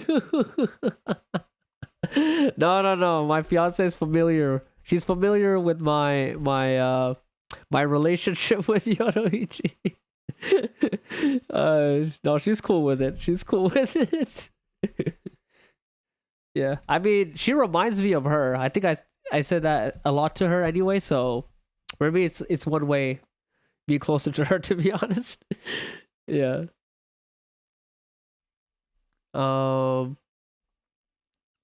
Real question. will we get 4 DLC character trailers or will drop for early access users? Will we get 4 DLC character trailers or will drop for early access users? I'm not sure. I think we'll get 4 character trailers. I think we'll get that. Yeah. When this game drops, will you do character showcase type videos, show people how each character plays and stuff and how to use them? Ooh, that's the interesting thing. The thing about that is it depends on the complexity of the actual individual characters. It all depends on that, to be honest. Oh, okay. Bye. See you later, baby. Anyways, so what I mean by this is if characters are as complex as I think they are, then that means I'm not qualified to be able to talk every single character. That's just how it works, right? Like, I'll give you guys an example, right? If you're playing, a traditional 2D fighter, like, Street Fighter 6 or Guilty Gear Strive or I don't know, Mortal Kombat, it's like you probably, if you want to play at a good level at the game, if you want to play at a good level, you would play with only like one character, have one main and maybe a secondary, but you won't go further than that, right? So your best understanding of the game is mostly through those characters. Besides that, it's like I won't really touch the other characters. Well, pause. I won't really use the other characters for that reason. So because of that, I'm not qualified to talk about other characters. I mean, I can talk about, as let's say, a Yoruichi main and how to fight against, I don't know, Ichigo or fight against Toshiro. I can talk about matchup related stuff. But doing a showcase about every single character, if they are as complex as I think they are, I'm not really qualified for that stuff. And, like my thing is mostly, maybe I'll talk about the mechanics and general, like, neutral on how to play the game and how to, like, read your opponent and what to look out for, how to properly meter manage, and, talk a lot about Yoruichi and how to play her correctly and showcase as much as, like, what she can do in the game. But I think that's where my route would go in terms of the game, and, like, fully push the meta for Yoruichi and generally the game itself, but nothing character specific related that is like throughout the roster. Let's see where we at with this game. Oh no, yes I did. Since we have 7 Mondays only. Oh, okay, that's what you mean. Okay, well, the character trailer, yeah, it would be they would show probably the trailers maybe by I don't know if they'll actually, you know what? I don't think they'll show it by the time of the release. Maybe they'll show it after release. That's also possible. I have no idea because I don't know how Bandai Namco really works as a company. Like, yeah, I don't know. I'm not too familiar with them on how they do marketing for DLC characters. So I wouldn't really know.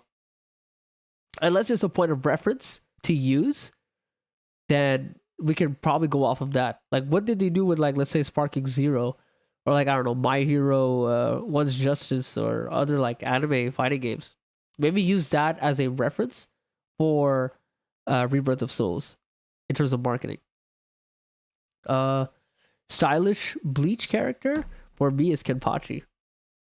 Yeah, Kenpachi is cool. Okay, I mean, here's the thing.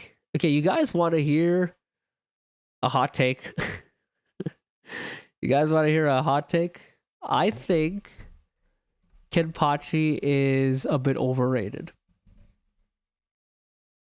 I'm just gonna say that real quick. Yeah. The reason why is because I think I don't want to like say something wrong, like misconstrued my words. I don't dislike him in any way. I'm just gonna say this right now. I don't dislike him, but for what he is and what he represents, I'm surprised that he's like the most popular character in Bleach, or like one of the most popular character in Bleach. That's where I'm like kind of surprised about. That's what I mean by overrated. But I think he's still a good character. Like, don't get me wrong. But the reason why is because Kenpachi is very simple, right? he's a very simple character. He's like, I just want to find the strongest guy. That's his whole character. You know what I mean? That's the only thing about him. I think though what is a little bit retrieving, what's allows me to be more okay with him, I would say, is the fact that I think his history is what intrigues me. And his battles also intrigue me for a different reason. It's not because he like one-shots everybody and does this and that. It's the way the characters describe Kenpachi that is so fascinating and interesting to me.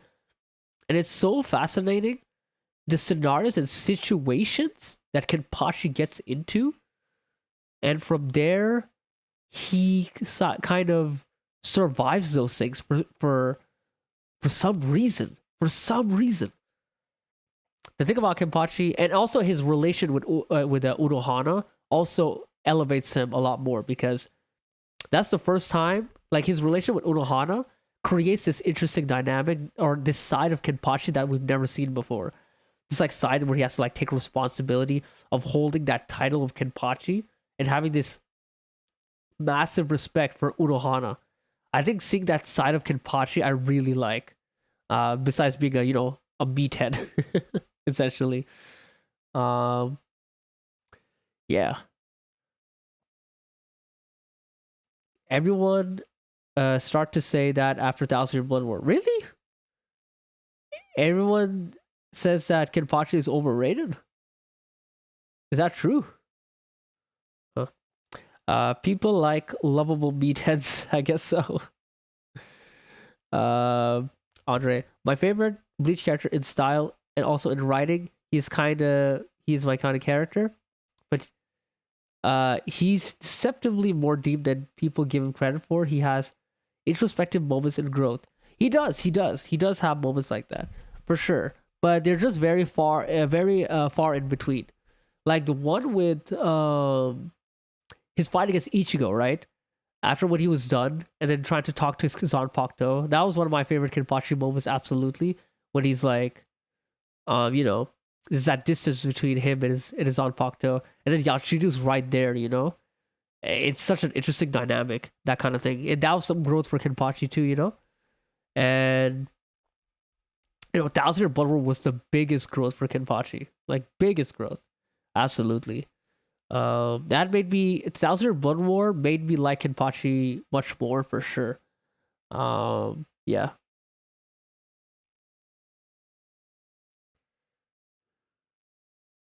The name is Kenpachi means no matter how many times he's killed, he'll never go down.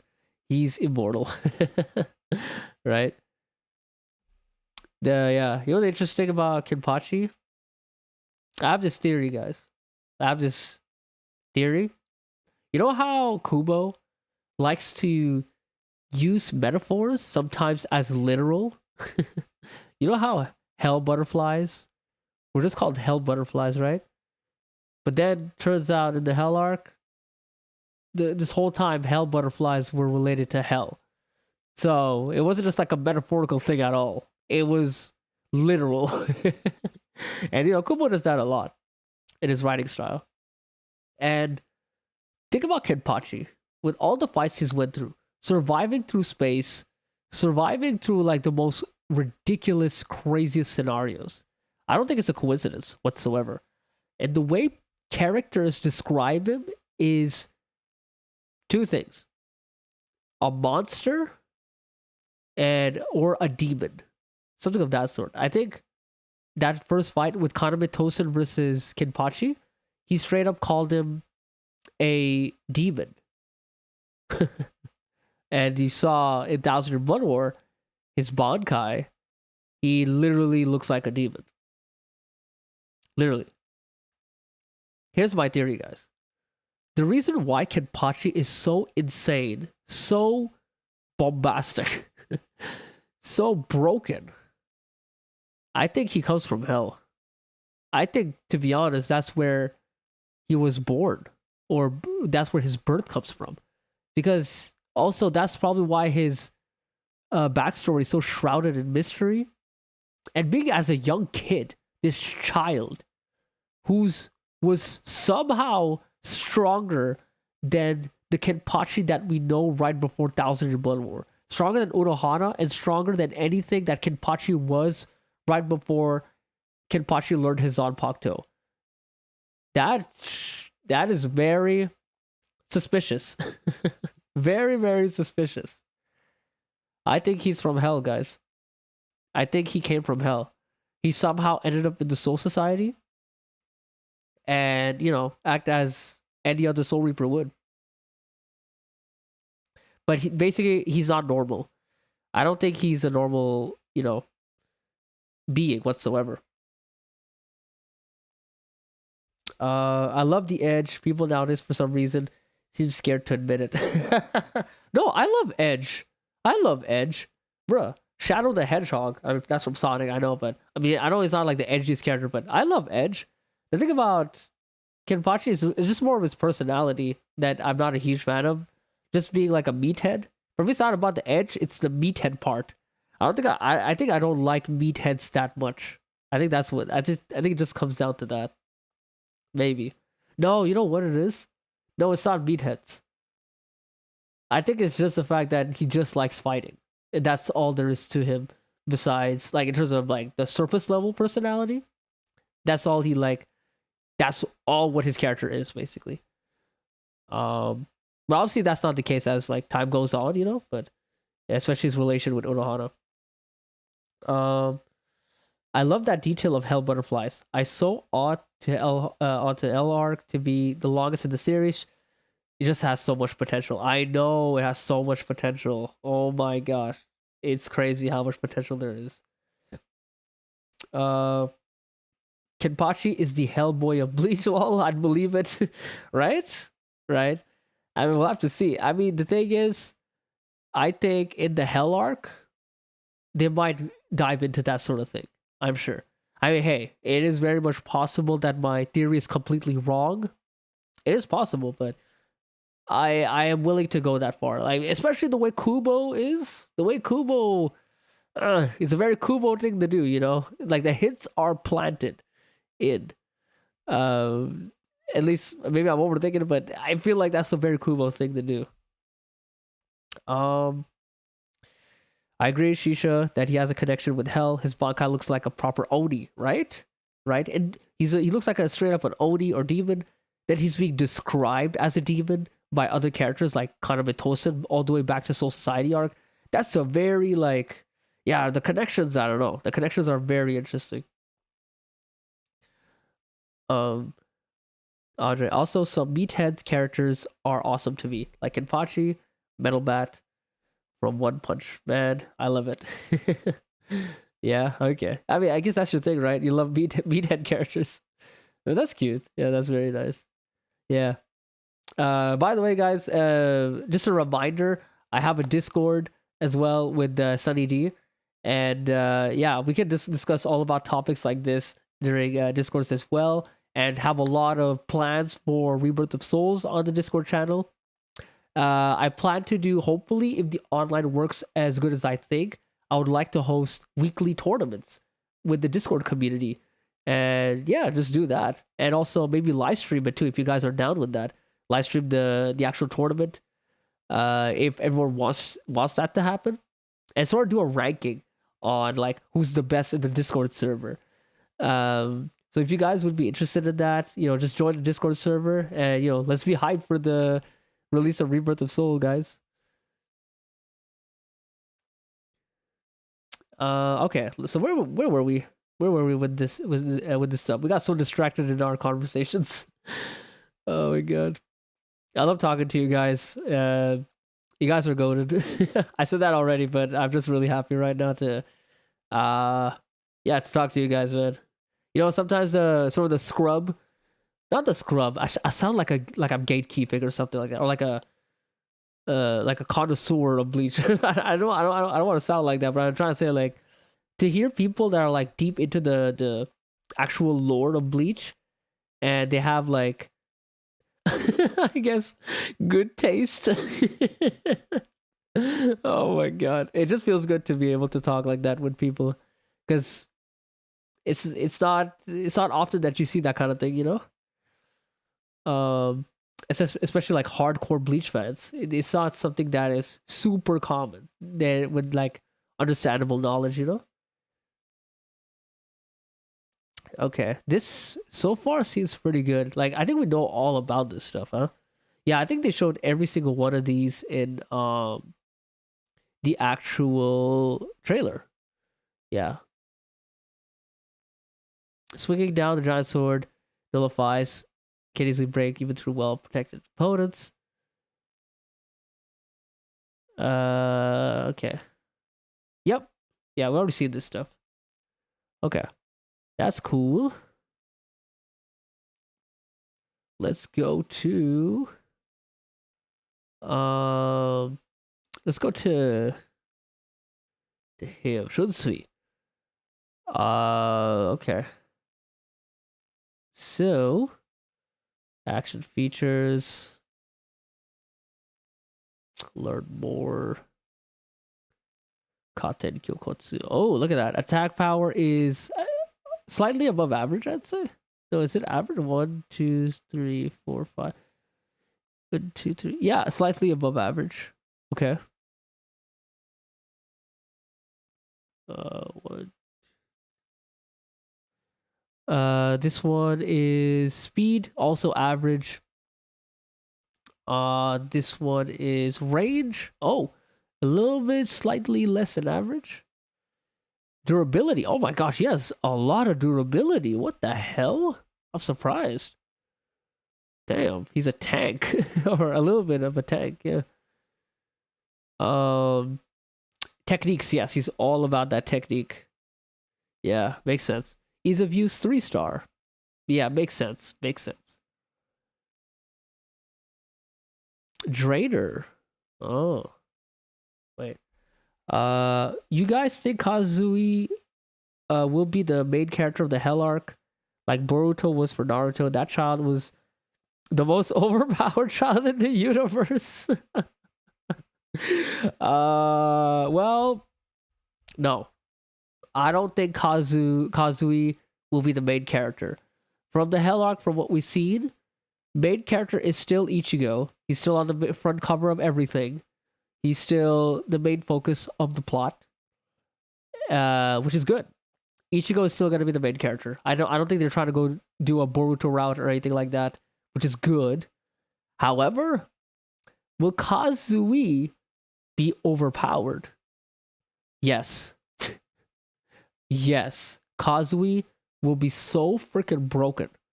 You have no idea. But to be honest, in like kind of the best way possible. Like I don't know much about Boruto, but I'll say this for Bleach and what they're setting up for it, like in the Hell arc itself. Kazui seems like messed up, man. Like yeah. There you go. Kazui has some mysterious dark side, even only due to his naivete. Yeah, Ichigo should be the MV. He will be the MC. He will be. I'm guaranteed. But yeah, the thing I'm enjoying about Kazui a lot is the fact that there's something so bizarre with him that's happening. It's kind of scary. He's like opening these portals to hell, and it's like, what are you on about? Like, how do you know this stuff? And he doesn't even know what he's doing is wrong. He's so naive. He's like, oh, don't worry. Everybody's here. Yeah, just drag these souls to hell.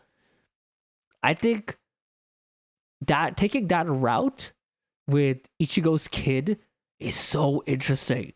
I think that's so clever in how to like write sort of like a prodigy character over to somebody else. Because you know, in most of these like anime or whatever you want to call it, in fiction in general, you always see the kid like taking the helm of the the protagonist or the father and trying to take his place. But I'm glad that that's not what's happening with Kazui. Kazui seems to be its own thing completely. He's not trying to. The way Kubo is using him is not like he's gonna take over the role of Ichigo. That's not what it seems like. Kazui has a very special place right now in the Bleach story, and it's this mysterious kid. We don't know what is going on with him. He knows some like portals to hell. What's going on? Like they're adding mystery to this character. I think that's so effective. Like I'm actually intrigued about Kazui in that sense, and scared of him too, to be honest. Shit. I think that's so cool. That is so clever. Yuha's Ryatsu might have done something to him. It could be, but I think he just is like that, to be honest. I think he's just naive and curious, and he probably had these like the curious thing is, where did he learn all these like hell power, like hell, like how to open hell portals and all? That's the curious thing, right? I think somebody from hell showed up and then taught him this stuff at some point, and then used Kazui as a sort of like a tool to bring people in. And then the sort of naive nature of him, I'm sure that somebody from hell told him stuff that was just straight up a lie, but Kazui believed it, and now he thinks he's probably doing something for the good of it. It's the innocence that comes with it, you know. But I don't think he's like possessed or anything like that. I think Kazui is Kazui. He's just very naive. He doesn't quite know what he's doing, you know. Code of Prophecy. I could see Kazui playing an important role in the Hell arc. Just flesh him out a little bit more, but the MC would still be Ichigo. Oh yeah, well he's gonna get fleshed out for sure. He's gonna get fleshed out. I mean, that was just one chapter, right? So yeah. I feel sorry for the poor soul who has to face Yamamoto at full power now that he's free in hell. You know, the thing about hell is we don't know how it actually works property wise. Is Yamamoto like stuck in a jail cell suffering 24/7? Like we don't know the circumstances of these characters in hell. Like what's actually happening to them? Is Yamamoto actually fighting in hell right now against like other souls? Is he stuck in chains, tortured by fire? You know what I'm saying?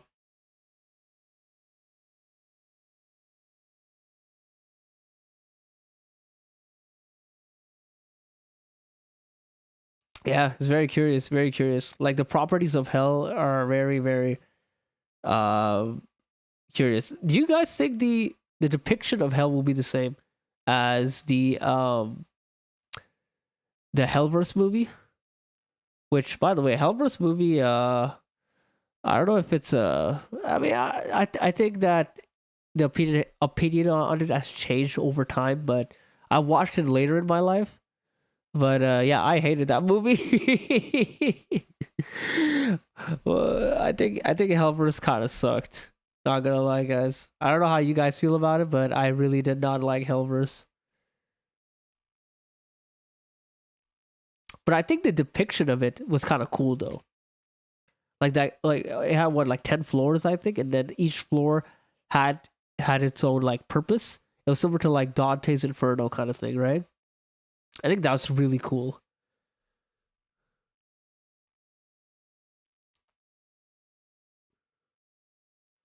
Okay, let's see. Rotate your body, attack with 2 sword, hold down, charge, and increase the number of attacks.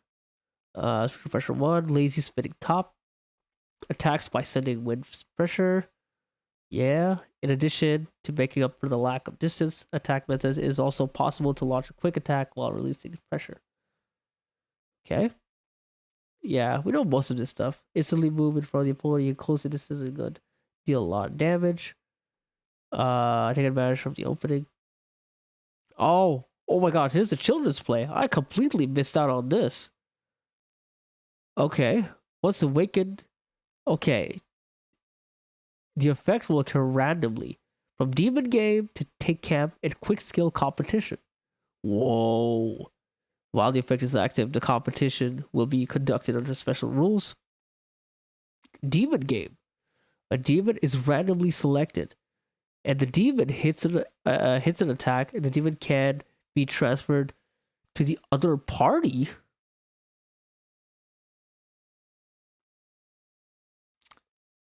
The child play will end after a certain amount of time has passed, or if the demon is attacked multiple times while the effect is active. All attacks will not cause spiritual pressure damage, but all damage accumulated at the end of the child's play will be given. What? Oh my gosh. Seriously? Yo, that's crazy. Oh, that's so crazy. Oh, what the hell? Jeez. Kubo never did a tournament arc. I'd like to see him do that in Hell as part of the arc. Not the whole thing though.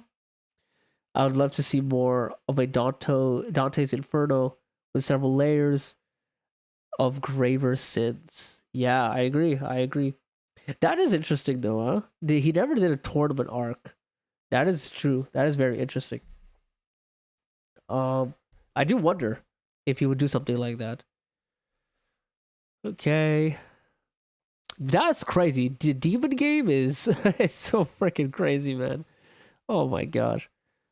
A camp will appear in the camp capture field for a certain amount of time. Spiritual particles will decrease while the opponent is outside the range of the camp. Whoa. Is this like a freaking what's that? Like those battle royales when they have that like field effect? And you have to just stay within that field or else you lose health. That is so cool. Okay, that's neat. The first side to hit an attack after the signal to start the quick skill competition is given to the winner. Oh, the first one to hit after the signal starts. Oh, well, the winning side will gain an attack power increase until the next child play begins. If the attack hits before the signal to start is given, the opponent will lose. Oh, okay. Damn. I could see someone from Hell tricking Kazui into trying to set them free or something. He seems like he wants to help but doesn't know what he's doing is wrong. Yeah, exactly. No, that's literally what it is. You know what? That's a very good point, Papa Smoothie. You know what? That could even be the main villain of the story. He might be using Kazui for all this stuff, huh? It's very much possible. That could be an interesting story on its own, honestly. Yeah, I'd be down for that. Yeah, oh my gosh, Shunsui it seems interesting, man. Shunsui is crazy. Oh man. Yeah, I've seen the rest of these characters. It's pretty cool. Yeah. Oh shit. Yeah, I can't wait. Can't wait, man.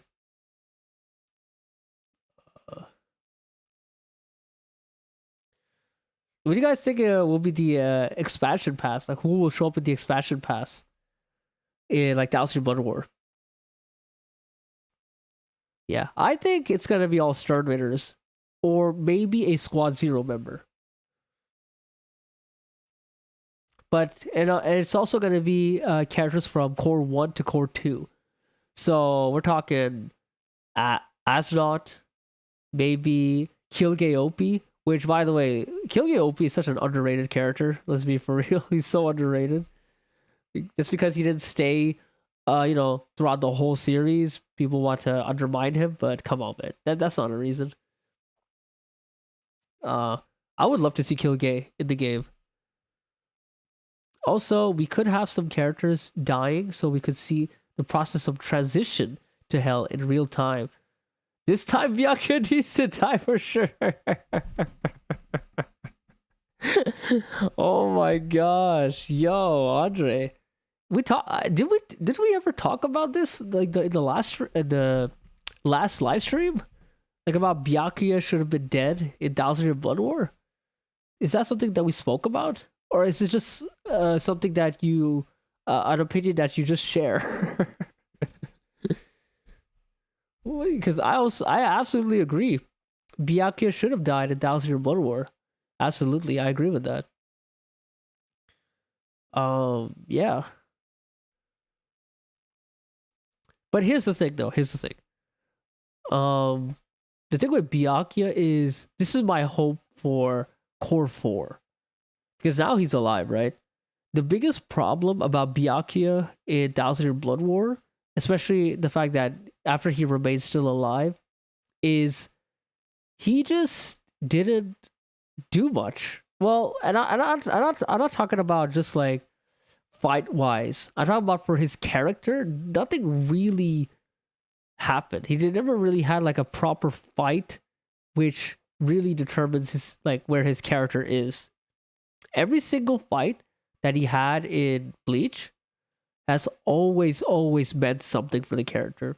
I mean, we go all the way to obviously, you know, Renji versus Byakuya, Ichigo versus Byakuya. That was obviously the big turning point for him. Byakuya versus Zomari. That was the whole character like growth.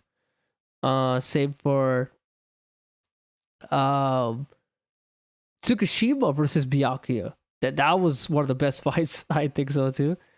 And then that's where you got Azon versus Byakuya. I mean, that's not really a fight. That's more of like that's just a complete destruction.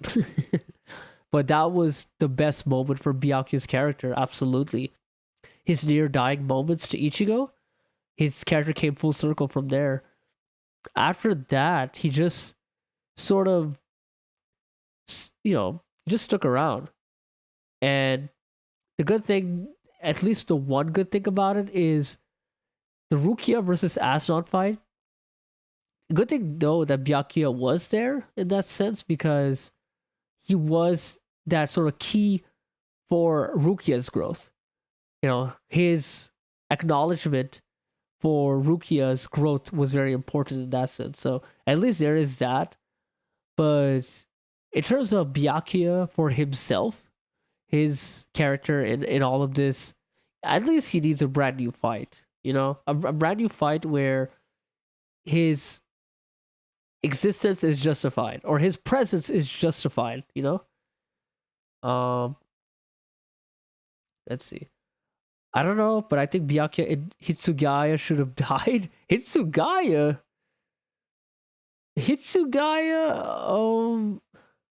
they lost bad, and guess what? Now we know we can see them again in hell. I don't know about Hitsugaya, man. I mean, Hitsugaya lost bad, but he didn't deserve to die. Like, Byakuya makes sense because his character growth was finished at that point.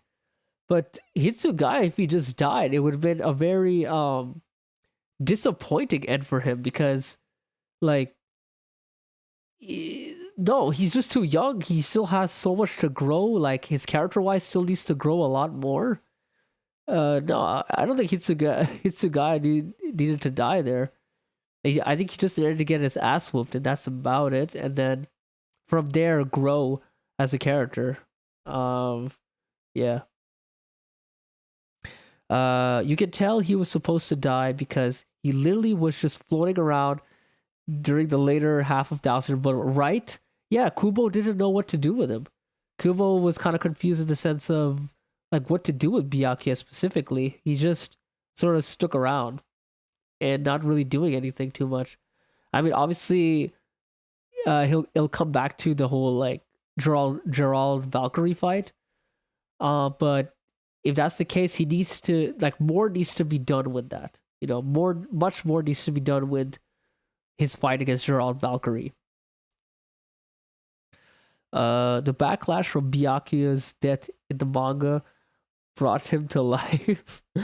The backlash? Oh yeah, exactly. The backlash from Byakuya. You see, the only reason why Byakuya is still alive is because Kubo was receiving huge backlash, even death threats. He had freaking death threats. So, and you know how people get very serious, man. Like I think Kubo was genuinely scared for his life at that point, and you know, I mean, I'd be scared too. You know, depending on where I am, I don't want anybody knocking to my door and stabbing me from the back. So, yeah, and you know how in Japan things can get kind of crazy with like some of the like people. You guys heard that story about that like girl who like the what's it called, the yandere girl who killed her boyfriend because he was dancing with another girl, and she stabbed the shit out of him. And then people online were like, "Oh my gosh, so precious! Please don't let her go to jail." Jesus Christ. Anyways, that was a little off topic, but you get the point. I understand. Basically, my point is, I understand Kubo why he made that decision to keep, let Byakuya live. Honestly, I would call it people's fault, man. Bro, why the hell are you mad that Byakuya is gonna die? I get he's your favorite character and all, but listen, your favorite character can die. That's fine, And especially in the way that he was about to die, it was perfect. Look, I love my Yoruichi, but if she's going to die in the most like crazy way where her character growth is just insane and she gives the best speech at the end of it, I'm all for it. Will I cry and be sad? Yes, but you know what? It's worth it. I trust in Kubo, man. I trust in Kubo's decision in that regard. I'm very interested to see how the Gerard fight is going to turn out, especially with the visors being involved now. Yo, honestly, that's one of the big questions, man. I swear. Like, the visor fight, it's gonna be crazy. I cannot wait. They massively teased it. I don't think the fight is gonna be massively affected in the regards of like, it's not like the visors show up and then they're gonna beat Gerard Valkyrie for good. Nothing like that. Because I think the point of Gerard Valkyrie is that he's sort of like a tank, a massive tank, a punching bag to be used for other characters to shine, if that makes sense. So similar to like Toshiro, Kenpachi, where Gerard Valkyrie was used as a tool for them to showcase their craziest abilities and let them shine. So I think the visors is going to be something very similar. We're going to see them go ham. Absolutely ham. Like Lisa, like all those characters, all those visors are going to go crazy with their abilities. And then it will do some damage. Like basically, Gerard Valkyrie will get hit and then he's going to transform. He's going to die, quote unquote. And he's going to transform from there. That's how I think they're going to affect the fight. Which is, I think it's good on its own. It's much, much better than them just not sticking around at all and not doing shit. So, yeah. Hitsuga could still be developed in Hell, but Kubo didn't plan on the Hell arc at that point in time. But for the arc, it would have increased the sense of danger so much, the stake would be high as fuck. I think the stakes were already high. How many characters died? Yamamoto died, Unohana died, Ogitake died, Nemu died. Jesus. Like, I think a lot of, like, enough character actually died in that arc, to be honest. But for sure, if Byakuya died, that would have been crazy already. But Hitsugaya, though, no. Hitsugaya is fine. And also, Sajin also lost himself completely, too. There's a lot of casualties in 1001 War for sure. I think, definitely, Byakuya was the only character needed to die, and then it would have been perfect. I think that's all it needed. Like, in terms of casualties, we already had enough, but Byakuya would have taken the cake. And then if he would have taken the cake, I think it's okay for Hitsugaya to stay alive, because that's already a lot of people dying and crazy casualties, being permanently affected. I hope we get to see either Lisa's or Love's Bankai. I agree. I hope to see that. You know what? That would be great. I hope they show that. Same. I think the visors do kind of get hooded a lot, which sucks. Yes, I agree. I love the visors, but yeah, they deserve some love for sure. Yep. They say Core 4 will have the most original content even compared to Core 3. It's a rare moment the anime might surpass the manga. I know, Papa Smoothie. I know. It's kind of crazy, man. It's actually insane. I cannot wait. I cannot wait for Core 4, guys.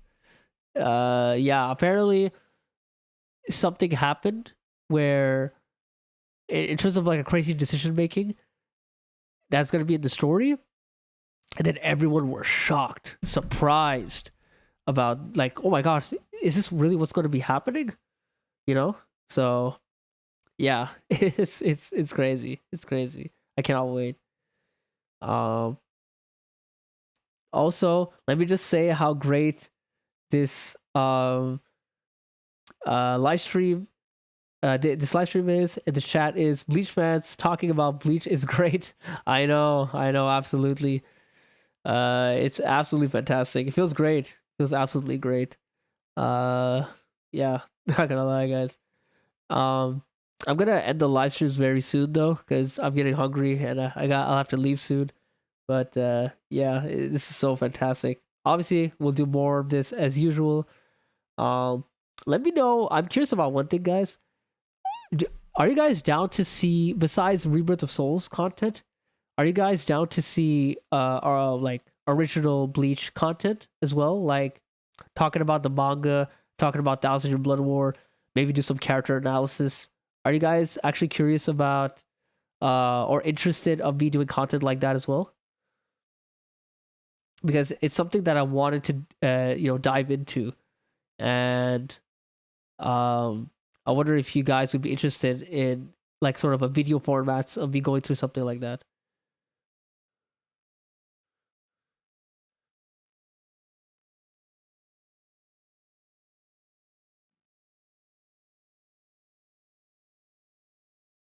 Glad to be here with Bleach fans. Love this series so much. Yeah, man. So sick. So sick. Yeah, bring on more Bleach content. Let's go. Yeah, okay, that's cool. That's cool. You should definitely try it out. Okay, that's cool. Yeah, that'd be neat. Because I at the end of the day, this channel is about it's not just about just specifically Bleach Rebirth of Souls. It's a celebration of Bleach itself. That's the whole point of this channel. That's the whole point of why I'm doing this, right? Is to cover everything that I love about Bleach. Right now we're in the phase of obviously celebrating, a fighting game that hasn't been out for so many years, So this is obviously in the recent time frame. It's gonna be like a lot of Rebirth of Souls, but I also would love to talk about just Bleach in general, because one of the things I also want is they come into Rebirth of Souls, but they don't have enough knowledge about Bleach, or their understanding of certain characters is just kind of like all over the place. And I kind of want to like tell them like, yo, no, listen, this character is actually XYZ, XYZ. This character is this is that, to like one platform to be able to do this sort of thing, Because this game is attracting a lot of people. It's not just attracting Bleach fans. It's attracting people who've never read or watched Bleach, or watched Bleach but kind of forgot a lot about it, and their perception of certain characters is all messed up. So that's where it's coming from. We're gonna have like new people coming in with Rebirth of Souls, and I kind of want to, put them in the right place with certain expectations of characters and whatnot, Yeah, man, go for it. I'd love to see what you gotta say. Thank you so much, Papa Smoothie. Yeah, I mean, I love what you guys had to say about it too, man. It's like, it's absolutely amazing. Your guys' opinion is very similar to mine, so it's yeah, it's obviously just basically what we're talking about specific topics, but like much more longer format. So yeah. Let's see. By the way, what are your guys' favorite Bleach character? Yoruichi. You already know, but I mean, let's go beyond that. Obviously, beyond the typical response. I would say top 5. Let's go for top 5, at least for me, because you already know it's Yoruichi for me. So Top five for me would be, yeah, Yoruichi, and then it would be Kaname Tosen. I love Kaname Tosen, man. I love everything about his character, which represents the a byproduct of Soul Society's uh, aristocrat system. I forgot the word. But yeah, the Soul Society's like messed up system of hierarchy, completely messing up this guy completely. Um, yeah, I think that's beautiful. It's cool. It's cool what he represents. I love everything about him. Um, oh, Papa Smoothie, Grimjow. Ah, you like Grimjow, huh? Okay. Oh, you said Yoruichi and Kisuke tied for number one for me. Hey, I see you. I see you, man. Yeah, Kisuke is very lovable too. Yeah, I like Kisuke. Um, Grimjow, yeah, Grimjow is really cool too. I really like Grimjow as well. I love like this like dude who doesn't understand, who has to sort of adapt to this environment where he's not used to not being the king or being on top of everything. Because, you know, his Flaxion, like his surroundings were always boasting about, oh my gosh, eat us alive. You're the greatest. You know, he has like this like deception where he's supposed to be the best.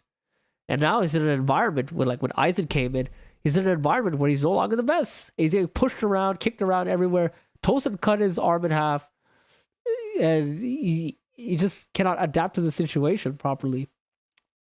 And his rebellious nature is so beautiful. It's such a perfect compliment to everyone who's so stoic in like the Espadas, you know?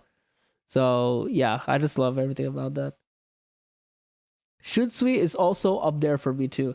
Oh yeah, Shunsui, absolutely. Shunsui is really cool. Really cool character, Shunsui. I really like. I mean, Shunsui's a pretty popular one, but it's for a reason, right? He's absolutely cool.